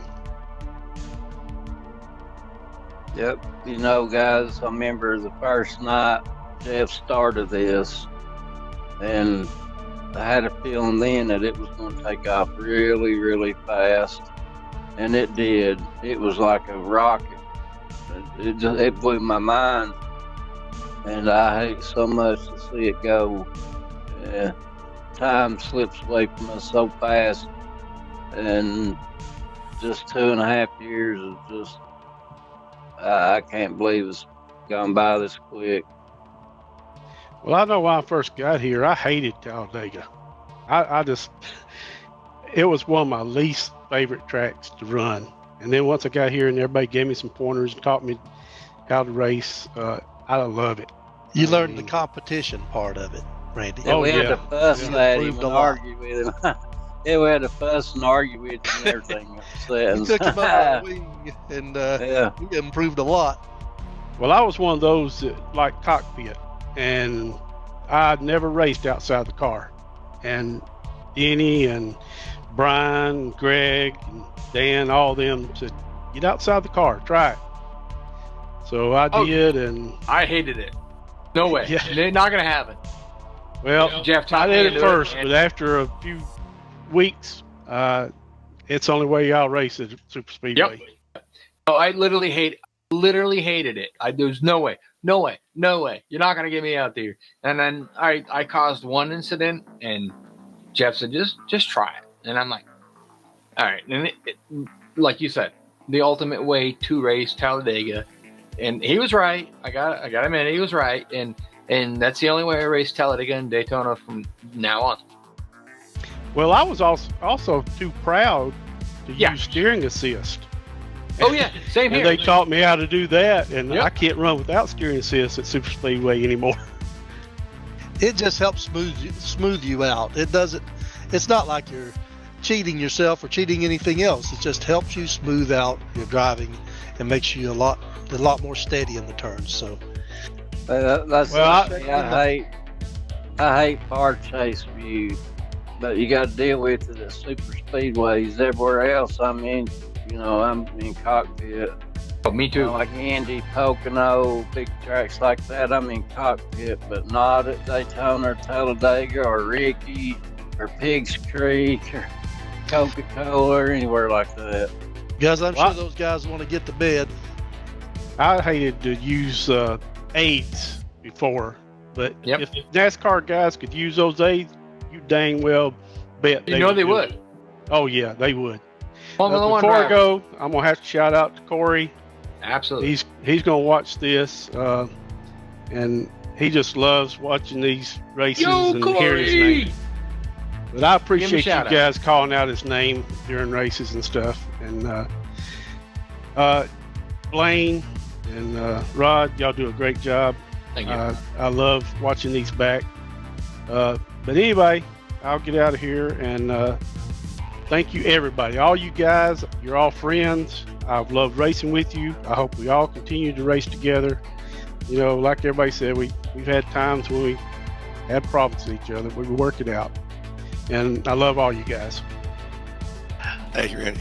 Thanks. Love you too, man. I'm gonna call it a night, guys. Love you guys. We'll catch up. One last thing, because I think it's really taken us a long ways in this league. We've been doing it a lot recently, but that's prayer. And I'd like to ask Mr. Jim Black to say a prayer for us and the league to continue, and for all those people that we've lost along the way. If you don't mind, Jim. Yeah, definitely for all the people we've lost, and we've lost a lot over the years. I mean, right now, if Dano would be here, he'd be all smiles over what we've everybody's accomplished, especially with this game still going. And there's a lot, many more. But thank the good Lord for them, and hopefully their families and everything. But we'll never forget them. And as for the league, thank the good Lord, and hopefully Jeff's health stays okay. And he'll be a race car driver out here with us and do all kinds of other stuff. But for everybody here, if anybody's having any problems, just hope the good Lord will take care of you all. Amen. Thank you, bud. Thank you. Amen. Amen. Love you guys. Let's keep it going with the new league, guys. Jeffrey, you got anything else? He probably stepped away. That turkey. I hope he did. He fell asleep. Hey, Rod. He's Blaine and I are going to go down and try to, we got to finish this all up. Hey, Rod. That's what I was thinking. Yes, sir. Get some toilet paper, wipe his tears. Hey, you mentioned a guy that passed away named Lance. What was his last name? That wasn't me. That was somebody else. Accident. He was in a sprint car accident, Bob, tonight up at Port Royal. Lance DeWeese. Oh. He hurt his neck? Hurt his neck injury. He's had a neck injury before, but hopefully it's not going to end his career. But I think it might slow him down pretty much to get out of it. He's been doing it for 30-something years, winningest driver in Pennsylvania. Wow. Okay. Sorry. Accident waiting to happen. All right, guys, I'm gonna hop out too myself, man. Enjoyed it, guys. Thanks for all showing up, man. Blaine, Jeff, we're going to try to grab Jeff back down there, but we're going to go down and try to close this thing out. And good night, guys. Appreciate all you guys. And see you, Josh. Thanks, Night guys. all. Thank you. Thanks, Blaine and Rod. Y'all are part of the glue that's helped hold this together. So really appreciate you guys too. Blaine, I just recently come in and you've done a lot, though, Rod. I know, but I just recently come in and tried to do my best. Hey, Rod. Yeah, you guys. We're not done yet. We got tomorrow night left. That's right. We still got tomorrow. Oh, yeah. Blaine, Rod, you guys hang together. You're doing a good job. Thank you. Thanks. Hey, Rod. Yes, sir. Did you get that WGT downloaded yet? All right. Thanks to everybody involved. We'll get Rod back down here shortly to wrap this up. Another fantastic evening, 4-hour broadcast with a 30-minute post-race. but everybody's saying their goodbyes and everything else. But this thing will continue, and that's basically how we do it. It's not going to stop. The racing will keep on going. It'll just be under a different umbrella.